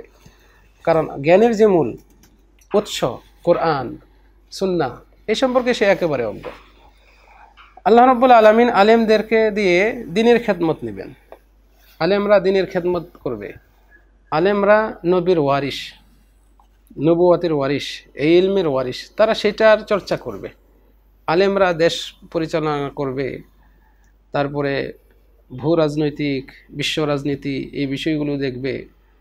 এটা আলেমদের পক্ষে মানে পুরোপুরিভাবে সেটাতে জড়িত হওয়া অসম্ভব প্রায়। দ্বীনের খেদমত করতে হলে সেটা সম্ভব না। তবে হ্যাঁ, যদি আলেমরা আবার সেখান থেকে পুরোপুরিভাবে সরে আসে, তাহলে খারাপ মানুষের হাতে এই বিষয়গুলো চলে যাবে, যা আমরা এখন বর্তমানে দেখছি, খারাপ মানুষের হাতে। ফলে আলেমদেরকে এই ক্ষেত্রে বড় ভূমিকা রাখতে হবে দেশের শিক্ষা ব্যবস্থা পরিবর্তন করার। এমন সিস্টেমের শিক্ষা ব্যবস্থাকে সাজাতে হবে যাতে করে দেশের প্রত্যেকটা নাগরিক একজন মুসলিম হিসেবে তার যা জানা উচিত, যা জানতেই হবে, বেসিক নলেজ, এটা যেন তার ভেতরে থাকে।